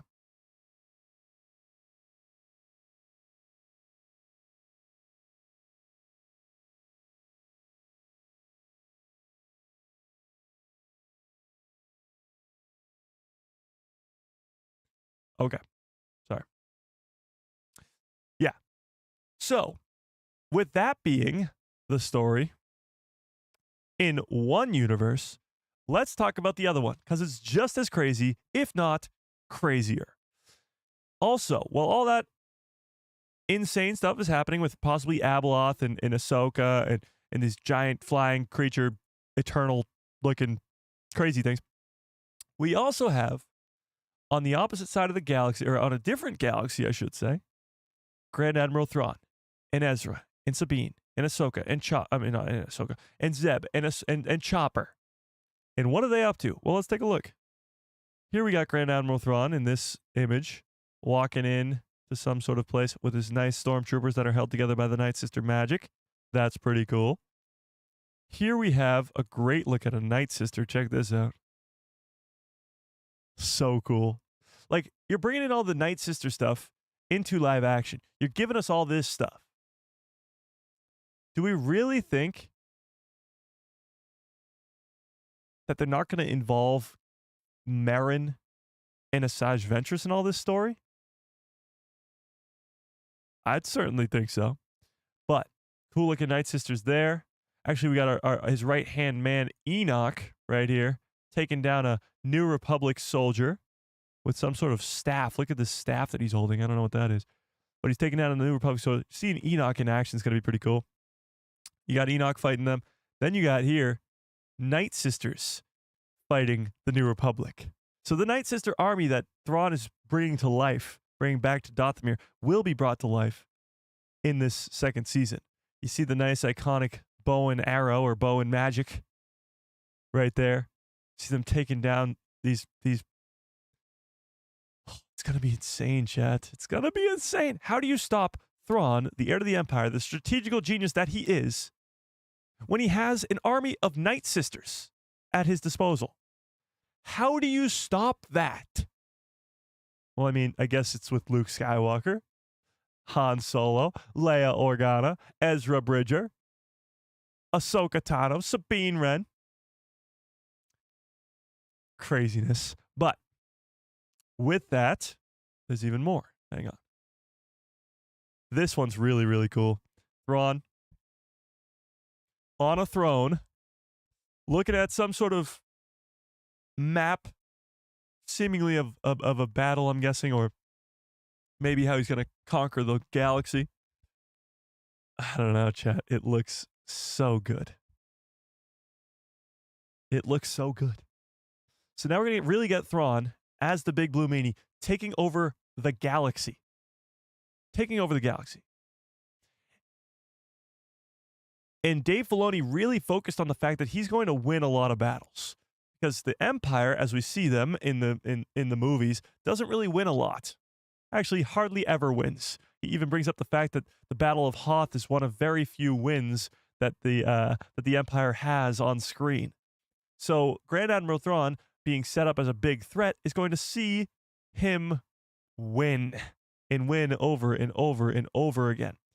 Hopefully, in the Mandalorian and Grogu movie, he wins to set up the Ahsoka series where he wins again and again and again. And then in the next project, which is hopefully Dave Filoni's Mandoverse movie, we'll get to see him maybe lose or maybe even win some more. Yeah. But this is a great look at Thrawn on his throne in the ship. Pretty damn cool. But we do have some of the good guys in the other galaxy here too. We got Ezra as he's putting on a jacket with some pilots behind him. He's sort of probably running to go get to a ship. Maybe the Ghost. I don't know. We got Hera and Chopper, and this one's pretty... Oh, okay. Tell me how you really feel, chat. This one is Chopper and Hera Syndulla, and she's got sort of a dead trooper next to her there. And the people in attendance at Star Wars Celebration were saying that this was on Dathomir. So they've infiltrated the belly of the beast here. The rebels are on Dathomir. And honestly, Chopper's not looking too well here, chat. What did they do to my boy? Chopper, are you all right? But clearly, could Filoni's movie release in 2028? I would guess it will, yes, because the Mandalorian and Grogu movie comes out in 2026, so a year in between movies would make sense. Yeah. So if they're on Dathomir, they're in the belly of the beast. They're on Thrawn's homeworld, if you will. Why is it so red? Well, because Dathomir is very red. Yeah. Bryce Dallas Howard? I love some Bryce Dallas Howard. Yeah. But I don't know. I don't Hera Syndulla seems to me to be the more likely foe, if you will, for Grand Admiral Thrawn. Because when you look at it, yes, they're talking about Admiral Akbar going head to head with Grand Admiral Thrawn, but Akbar is in the sequel trilogy, so it's not like he's going to die. Neither character are probably going to die. But Hera Syndulla has a lot more of a backstory, let's say, with Grand Admiral Thrawn. In Star Wars Rebels, he kind of kills her husband. It wasn't him directly, but even still, kills her husband. And they have a whole 2 seasons of the show where they're going back and forth and back and forth. And and Thrawn technically takes Ezra away, or I guess vice versa, but still. So when you look at it this way, Hera has the most, or I guess Ezra has the most, but Hera and Ezra and the Ghost crew have the most against Thrawn. Characters like Luke, Leia, Han, they probably don't even know who Thrawn is. Or maybe they do and they've heard of him, but they don't really know who he is. The Rebels crew have gone head-to-head with him before. So it'll be cool to see it happen again. Hera definitely does look angry here. Then we have, in what could be one of the... Oh, wait, we got a super chat. My fault. 50 Thunder with a very generous super chat. $5 haul says, great chat today, Mike. Thank you. What is Bryce Dallas Howard up to these days? Is she still involved with Star Wars? Well, yeah, she directed at least one episode of Skeleton Crew. And I'm sure she'll be directing an episode of Ahsoka, too. And that starts filming next week. So I'm sure she's working on Ahsoka. But, yeah, I mean, Bryce Dallas Howard, we all want to get some more, you know? Some more stuff, you know? This is probably the funniest comment of the day. David says, Star Wars is dead. Disney killed it.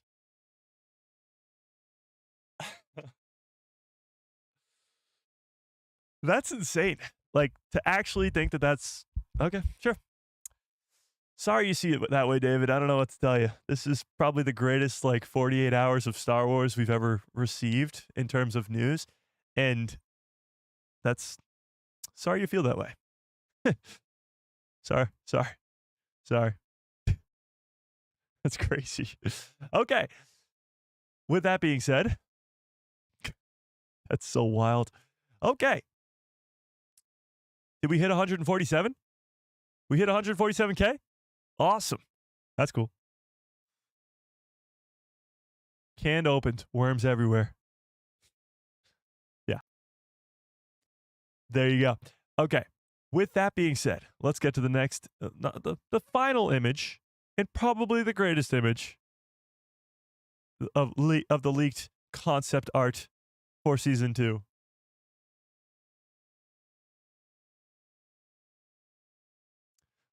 Let me just let's put that up there.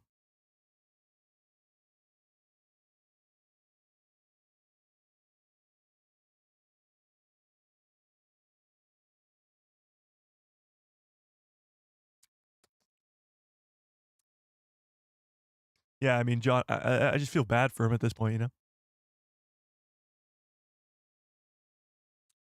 Chopper with a frickin' minigun. I mean, come on. And Dave Filoni put it best, and actually I'm going to pull up this video because they posted it online so we can watch it.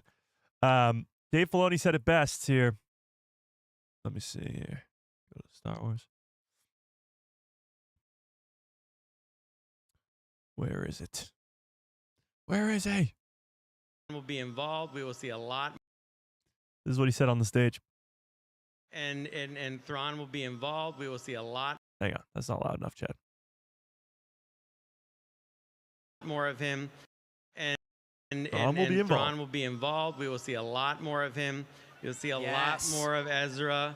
You'll see a lot more. Hera is going to get back into it, and she'll be much more directly part of the action. Because you guys made such a big deal about it, I put a lot more Chopper in. And so, yes, a lot more Chopper. And Thrawn will be involved. We will see a lot more of him. You'll see a lot more of Ezra. You'll see a lot more Hera. Good cuts, follow orders in the chat, please. So he's saying a lot more Chopper. And actually, he goes on to say here that Zeb is also going to be in it. He says Jon Favreau stole that toy from him for a while, and now he's going to actually get that toy back from Jon, and we're going to get to see some Zeb in Ahsoka Season 2, meaning the Ghost crew is going to be back together again in some sort of way. But even before he said this, right before he said this stuff, he was talking about how there's going to be this big war in one galaxy between Thrawn and the New Republic, and in the other galaxy, we're exploring all new stuff, new species, new creatures, new droids, all that. So that was pretty awesome. But yeah, Chopper is a lot more Chopper, and he's doing a lot more hate crimes. So then another big piece of news that kind of got glossed over because of the craziness that was happening. But I mentioned it already, but let's take a look at this. Rosario Dawson, take it away. And I'm so grateful he's coming back for the second season. Hayden Christensen coming back for the second season. So, in what capacity we're going to see some Anakin, I don't know, but any Anakin is good Anakin. With that being said, I don't want to forget about this. Definitely don't want to forget about this. One of the biggest things that happened during this panel was this. Hang on. Where is it? Oh, here we go.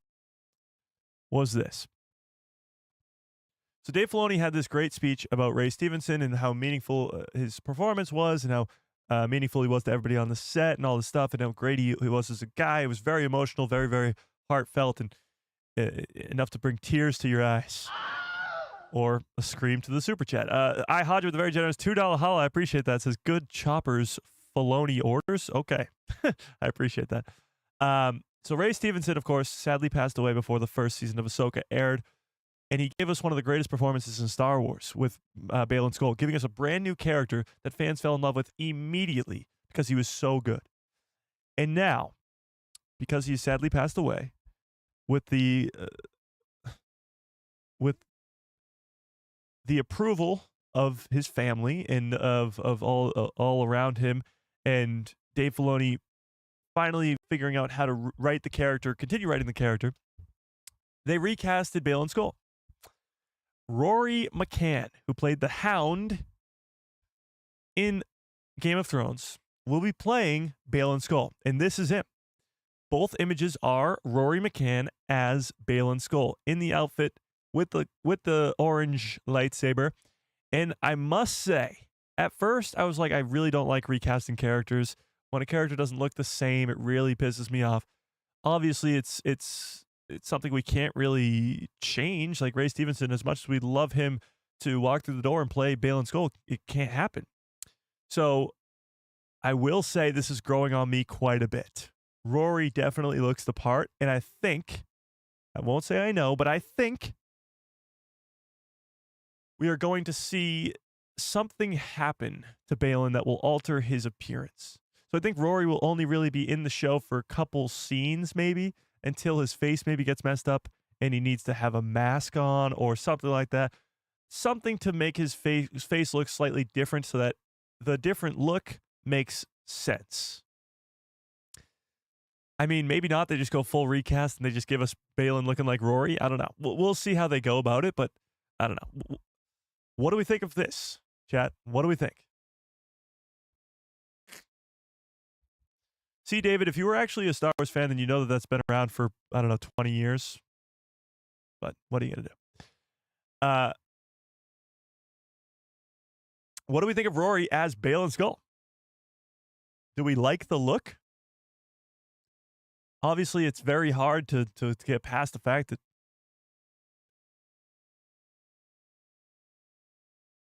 what do we think? It's growing on me? Yeah, it's growing on me quite a bit too. Seeing him in the costume is a whole nother thing. And Rory's a great actor. I mean, if you've watched Game of Thrones, the Hound is a very cool character. Especially the arc that he goes on from sort of really, really evil dude to not so evil dude. Yeah. And what was even cooler too was Rosario Dawson, of course, has worked with Hayden Christensen when they were kids. She also worked with Rory like 20 years ago too. Pretty wild. Yeah. Annie K says, I'm cool with recasts, but I'm of the age where it was normal. Suck it up. Okay. I'll suck it up. Well, no. The thing with the recast is like Obi-Wan, of course, had to be recast for the prequel trilogy. That makes sense. But, yeah. Could you do a side-by-side with Ray Stevenson? I could try. Let's see. Baylan Skoll. Yeah, so Baylan Skoll, I mean, Ray Stevenson had a way whiter beard, and I wonder if they'll dye his beard white. Again, it was probably only just... Oh, my God. Hang on, I'll get to that in a second. He had a way more whiter beard, as you can see here.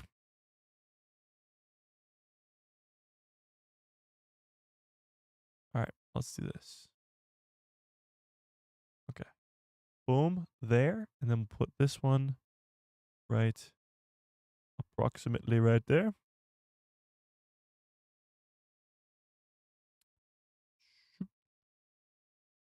This is way harder than it looks, chat. Zoop. Zoop. There we go. That's as close as I'm getting, chat. There you have it. Whoa. Balin Skull, Ray Stevenson, Balin Skull, Rory. So Rory's beard is not nearly as white. And I'm going to go out on a limb here because this was probably just a testing thing, like where they're just putting him in the costume to see if it would work. They're going to dye his beard more white. And if you do that, I mean, they have the same very same eyebrow line here. And you can tell like the sort of the lines that come down from the nose there are very similar too on both characters. And I mean, you shape up his beard to look the same as Balin's, make it more white, make his hair white. They do look very similar. You give him the same costume, give him the same lightsaber, it's pretty spot on. So it'll be different slightly. Yeah, he's got a little bit of a bigger forehead, but obviously it's a different actor. It's a different guy. So you take what you get, I guess, you know. Oh, you guys are crazy. But there you have it. The new Balin Skull. Hi, Hodge with a very generous $5 holla says, you know the song music Any Dream Will Do? Well, let's all sing it together. Any will do. I don't know this song. Sorry, hi, Hodge. Any Dream Will Do? I don't know. And then he sent another $2 holla and says, Wilhelm Scream. Over and out. Okay. Skywalker Academy says, I don't know. I think it will work if Ahsoka ends up being catch up to him after he drank from the fountain and bathed in the pool and he's already been corrupted by the dark side. I don't think that's Balin's goal, though. I think Balin's goal is to go save Abeloth. I don't think his goal is to actually go and bathe in the pool. That would be crazy. If he actually does that, wow. If Balin's skull becomes that powerful, that would be insane. I don't think that's what's going to go down, though. I don't think so. Given how different they look out of costume, it's really good. That's true. Yeah, the actors themselves outside of the costumes look very, very different. So the fact that they look so similar in costume and obviously makeup and stuff could make them look even closer, it'll be cool. Yeah. Yeah. I think his goal will be to reset the balance. Well, yeah, he's talking about in season 1 how there's this never-ending power struggle between light and dark in the galaxy. You have the Republic, and then the Empire, and then the New Republic, and then the First Order, and it's always continuing and continuing and continuing. And he says in season 1 he's going to stop that. You're going to take that, put that to bed, get rid of the ending power struggle. And Abeloth would do that. I mean, she would be a impossible force to stop. Obviously, not an impossible force to stop because the good guys always have to come out on top, but she's the closest thing to it. Yeah. Yeah. It's a never-ending cycle indeed, Chris. Indeed it is. Jason says, I hope Ahsoka gets some sort of different costume at some point in the season. I personally don't like her outfit. You don't like the Ahsoka the white outfit? Oh, wait. Is she not doing Ahsoka the white? Are you going live tonight? I don't know if we're going to do a live stream tonight. If something crazy happens, we'll do a live stream tonight. But as of right now, I don't intend on doing a live stream tonight. Because last night we did it because the Ahsoka and Andor panel. The night before we did it because the Mando stuff. Tonight, the first panel is the Vision Season 3. And they're going to just show the people in attendance Vision Season 3. So that's nothing for us to see. And then there's no real important panel, quote unquote important panel, that we know of at least, because they could announce anything at any moment. But there's no big important panel until the morning. And the morning is sort of the final couple panels. They're having a Fett family panel with Jango Fett and Boba Fett actors. And they're doing a celebrating Mando, Ahsoka, and Boba Fett panel where they could announce a Boba Fett season 2. And that's not until like 2 in the morning. And then the closing ceremonies panel might have another big announcement, but again, that won't happen till like 5 in the morning. So if we do an emergency live stream, it will be very, very early or late for wherever you are in the world, I guess, in the morning. It will be probably around 2 a.m. if I were to guess. Because if they announce like a Book of Boba Fett season 2, maybe I'll just make a video on it, or maybe I'll do an emergency live stream. I don't know. We'll figure it out. But I'm not intending on doing a live stream at 9 tonight. After the 5-hour one last night, I think I need to take a break. Not a break, but you know what I mean. If there's news, I'm going to make videos on it.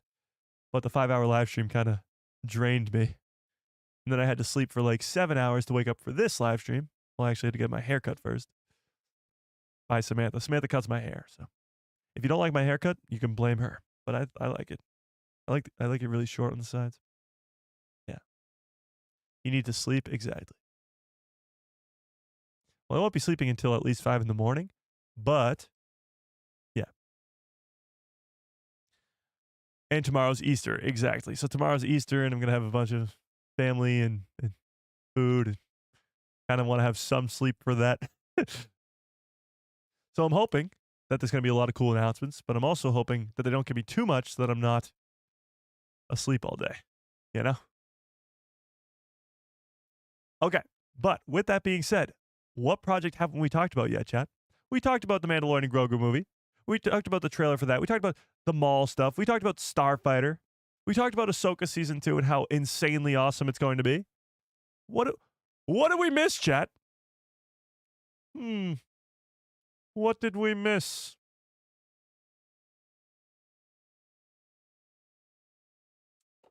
Rey's new Jedi Order movie. No, we touched upon that. Zero Company. Okay, I did miss Zero Company. The Zero Company game looks cool. I mean, I'm not a big fan of those types of games, so I might not even play it ever, but the trailer was pretty cool. Yeah. Obi-Wan and Ahsoka. Well, that hasn't been confirmed yet, but it could happen. Yeah. True. Yes. Andor Season 2. Andor Season 2 is in 3 days, chat. And yesterday we got the panel for Andor Season 2 as they released a bunch of new trailers and a bunch of new clips for the second season. The people in attendance got to watch the first episode, and Andor Season 2 is on Tuesday. So that means that we will not be having a live stream on Tuesday. The live streams on Tuesday from here on out for the next 4 weeks for Andor will be on Monday. And we'll have Monday prediction live streams with special guest Samantha, as she just texted me. So she'll be there on Monday's live stream.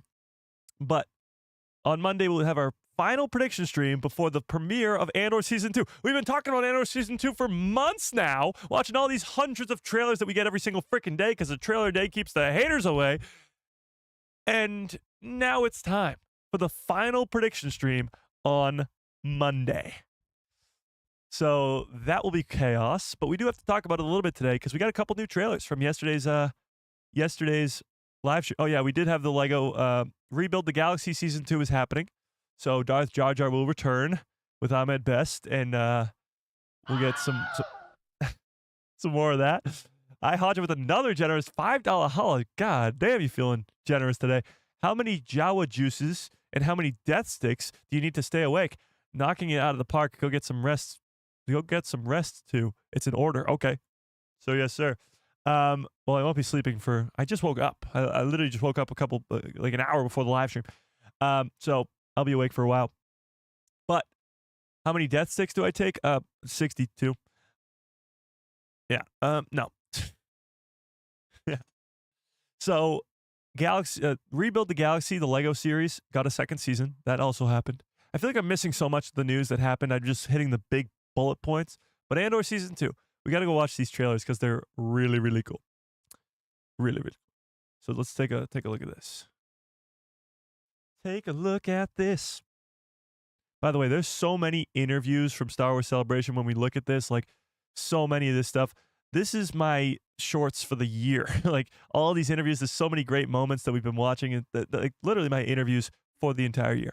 But let's take a look at these two. We got two trailers. So let's start with the 30-second one first. This is the Boom trailer. If you guys were watching the live stream yesterday, you know what I mean. This is the Boom trailer. Resistance to the Empire. Hang on. It's too quiet. Resistance to the Empire is absurd. We cannot stop them alone. If it's war, I want to win. The rebels are finished. This is do or die. Make it worth it. You here and you're ready to fight? You're here! Welcome to the rebellion. Andor Season 2. You're here, and you're ready to fight. Boom! Okay, but this trailer is awesome because it has the Loki theme in it, and it literally made me lose my mind yesterday. Oh, I still got to give young, hang on, let me turn on the gambling really quickly. For you gambling fiends, you can do some gambling for the rest of the live stream, but I got to turn on the gambling because I got to give 1,000 credits to who was it again? I wrote it down here. Young Yeez. Hang on. Let's see.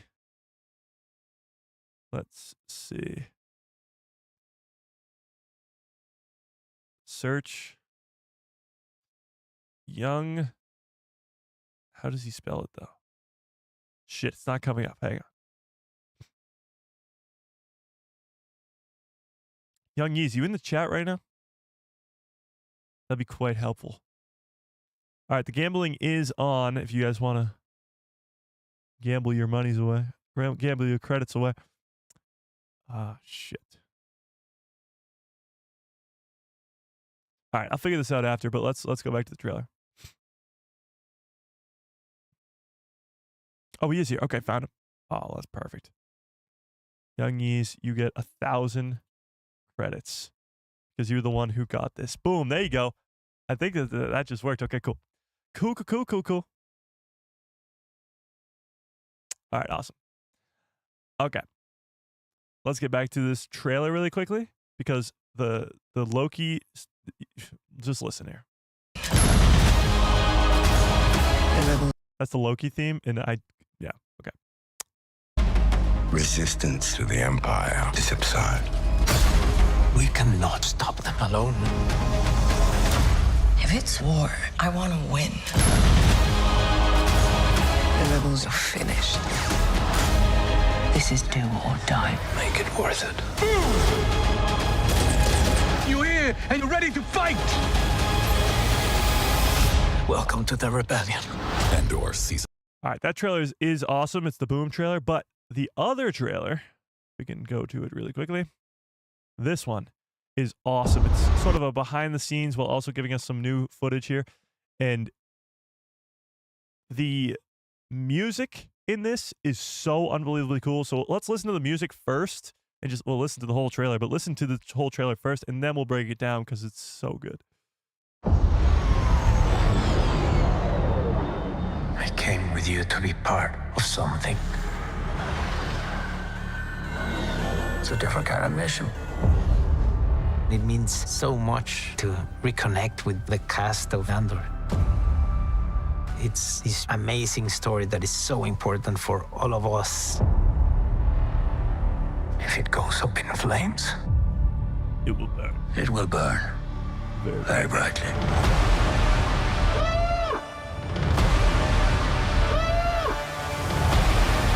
You see so much growth and so much destruction. So the evolution of these characters is pretty intense. The actors, they were so great. You start to realize what you can write for. Everything's in play. Everything's in motion. Nobody can escape the crushing power of the Empire. We need to speak out. We need to stand up. There is peril at every corner.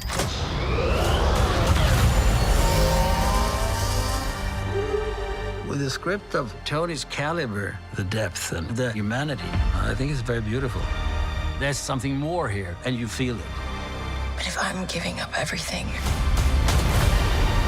I want to win.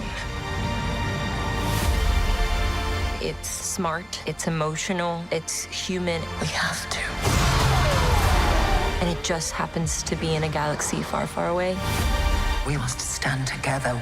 We will be crushed. Welcome to the rebellion.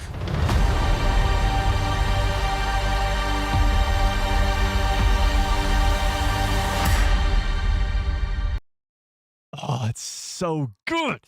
It just sounds so awesome. The soundtrack from season 1 is incredible. The soundtrack for season 2 is going to be even better, if not at least just as good. And this trailer alone, if this was the only trailer that released for season 2, my hype level would be through the roof. I just talked about how excited I was for Ahsoka and how it's really high up here on the list, way above everything else. Because Andor's in 3 days, it's second on that list. It's really, really, really good. What's up, Ian? Thanks for that. I appreciate it. This show is going to be insane. Andor season 1, we just got finished watching with the members. It's incredible. Absolutely incredible.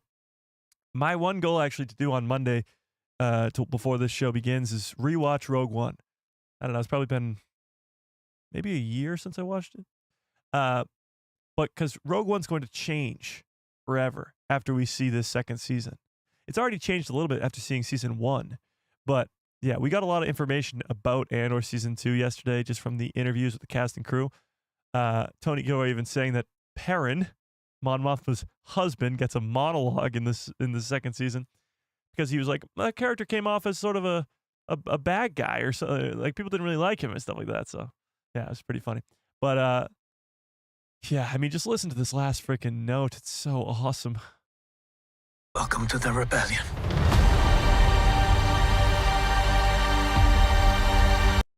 Love it. But yes, you do have the ship from the Kenobi series that Vader pulls out of the sky. Yavin 4, like it's this show's gonna be so awesome. Yeah, I can't wait. 3 days, chat.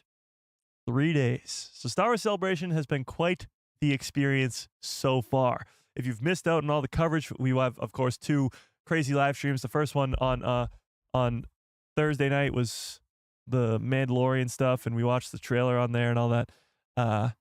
And of course the Starfighter and all the movie announcements and stuff like that. But also, I made 3 videos yesterday in a 5-hour live stream. The most content by far in a single day on this channel's history. 3 videos and an entire live stream in one day, a 5-hour live stream in one day on Friday yesterday.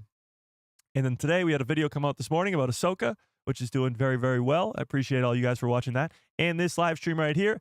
And who knows, we might have to do an emergency live stream later if the chaos gets too crazy. So, yeah. Damn, Dom is cooking over here in the gambling. Holy crap. Yes, that's true too. The DLC for Star Wars Outlaws is coming May 15th with Honda Unaka. Jeez, easy for me to remember. Yeah. Yeah. I woke up at 4 a.m. and ended up online for a bit, and it's 11 p.m. here. Wow. You go get some sleep, Haja. There you go. Dar's Drafter is still the top earner. Well, that's because it's Super Chats. Super Chats get you some credits too. Then Holly, then Haja, then 50 Thunder, then Rose, then Dom, then Jordan, then Annie K, then Kid Fisto, then Tony. Look at all those 53,000 credits. Wait till they start to actually get you something. That'd be crazy. Okay. Well, this was quite the live stream, if I do say so myself. I mean, I feel like we covered all of it. Did I miss something, chat?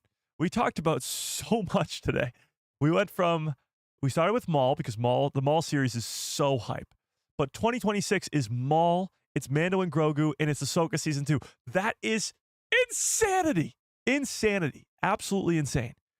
And I can't freaking wait. But Maul, we talked about Maul. We talked about Star Wars Starfighter with Ryan Gosling and Shawn Levy. We talked about the other movies. The fact that they announced a trilogy and nobody's saying boo about it. We talked about the Mandalorian and Grogu trailer and Ahsoka Season 2 and all that craziness that happened last night. We talked about Andor Season 2, Tales of the Underworld, Rebuild the Galaxy got a Season 2. Did we miss anything, chat? I feel like we might have missed something, but I don't even know anymore. Hi, Audrey, with a very generous $2 Hollis. This one last scream. Yeah. Yeah, the problem with that, Mike, is I think the credits only get added or when the chatbot is on. So all the super chats from years and all these years, they don't add up over time, sadly. Yeah, it's only since the chat bot was born, only since Droopy McCool came on to the team over here at the People Who Love Star Wars. Droopy's the accountant, and he wasn't keeping count before he arrived. Sadly. Yeah. Sadly indeed. I'm loving every second of Star Wars Celebration. Oh, me too. 50 Thunder says one more. One more? Anybody? One more. One more. Do I see one more? One more. One more. Do I see one more? But no, Star Wars Celebration, I'm enjoying every minute of it. Watching these, like, especially when you see Manny Jacinto going on stage and all the interviews with those types of actors and actresses that aren't really there to announce anything, but they're just there to celebrate Star Wars Celebration. That stuff is awesome. Yeah. So I really can't wait for this final day. And we're going to have a lot of news and stuff to talk about for the time to come. Absolutely. 2026 is going to be a jam-packed year. My biggest thing is, with this year alone, we still only have, in 2025, the 4 weeks of Andor, and in those 4 weeks, we have Tales of the Underworld. So there's nothing else moving after that. Dom with a $2 holla says, boo. Thanks, Dom. Yeah, so we don't have anything after that for 2025. Now, granted, I just talked about how 2026 is going to be the most insane year ever, but I don't know.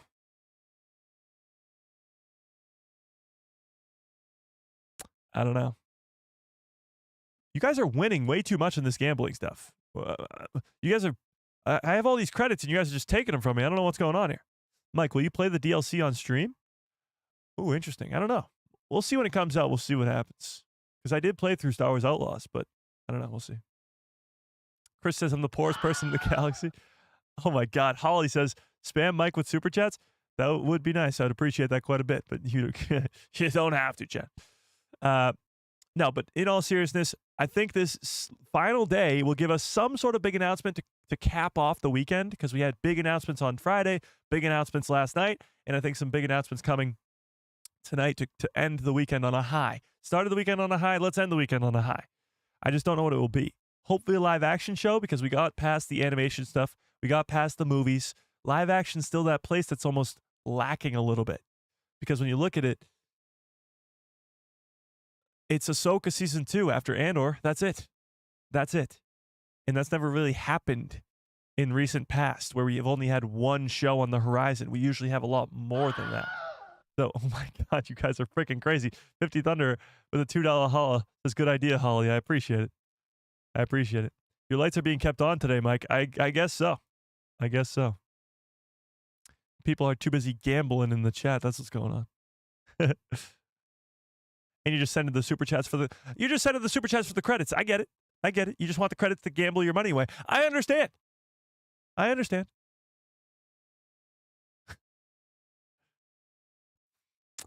Yeah. Oh my God. Rachel rolled a 99. That means she triples her credits. That's insane. Oh my God. You guys are wild. Haha, Rose. You lost all your credits. Could Boba Fett be in the mall show? Yes. I mean, they did talk about bounty hunters being in there. Boba Fett, Cad Bane, Bosk, Dengar. Like, we could get some pretty cool, iconic bounty hunters in that show. Absolutely. You guys are crazy. I Hodge with a $5 holla says, our lights are being kept on tonight, Mike. I appreciate that. No.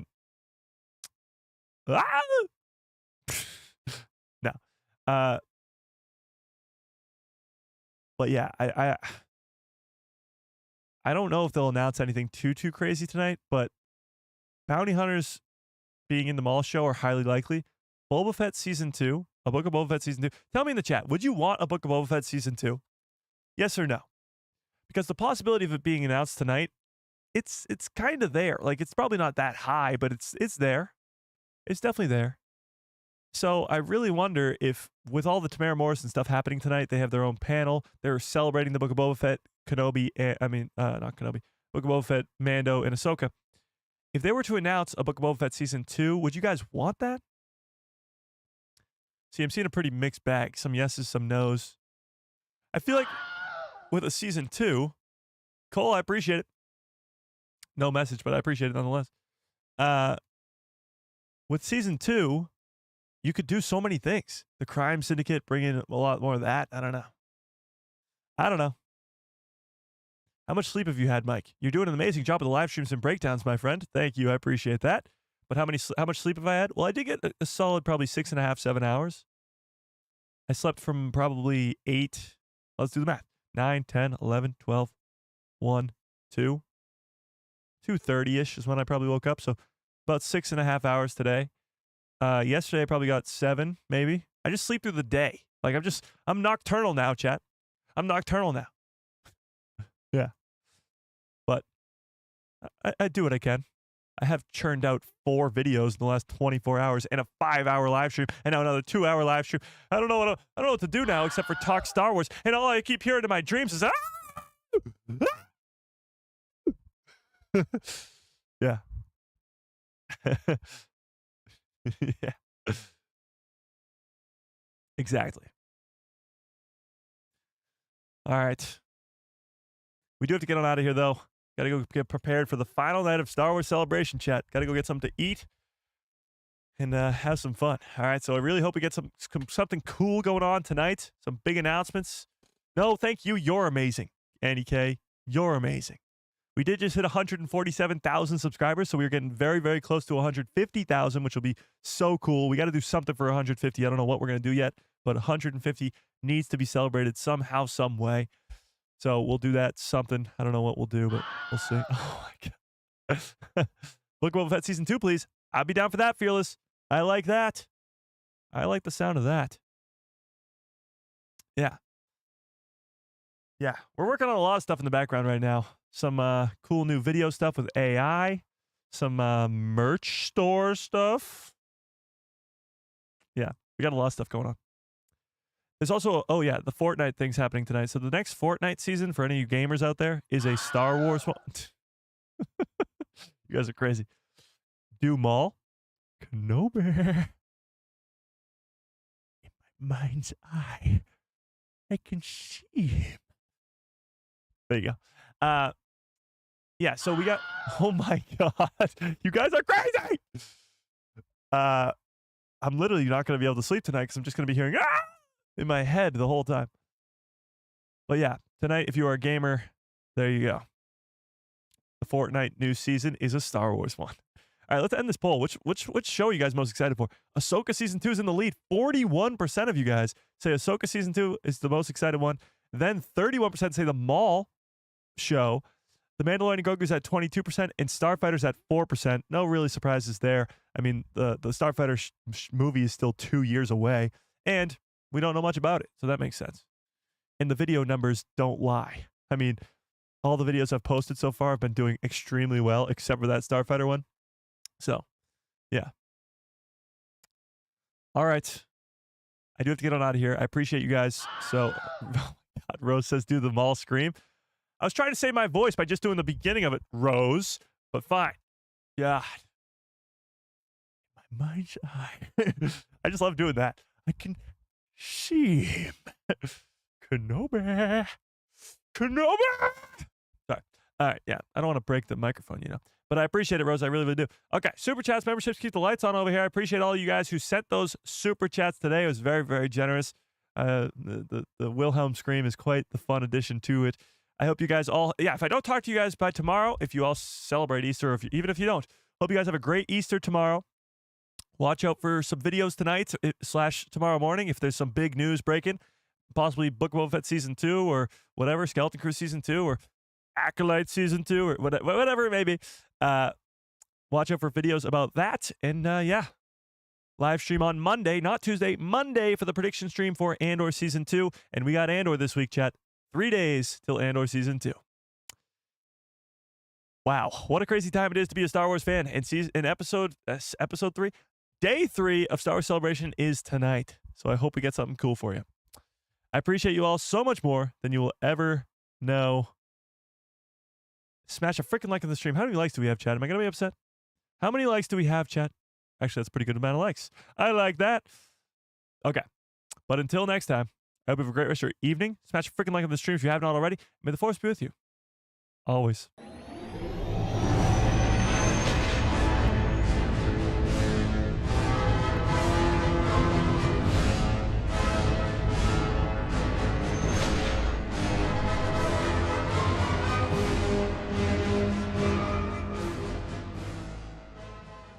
Oh, yeah. What a great stream. What a great show. You guys are the absolute best.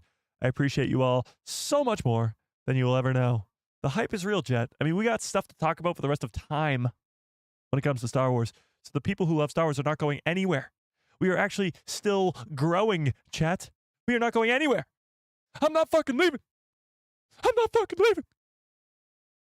Yeah, so day 3 is tonight.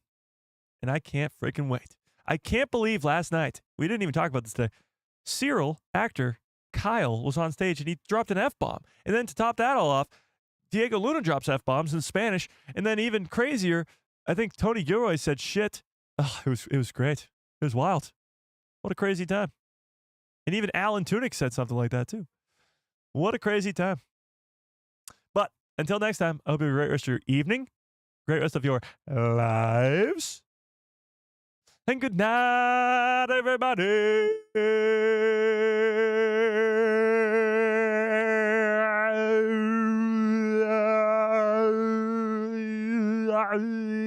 Yeah.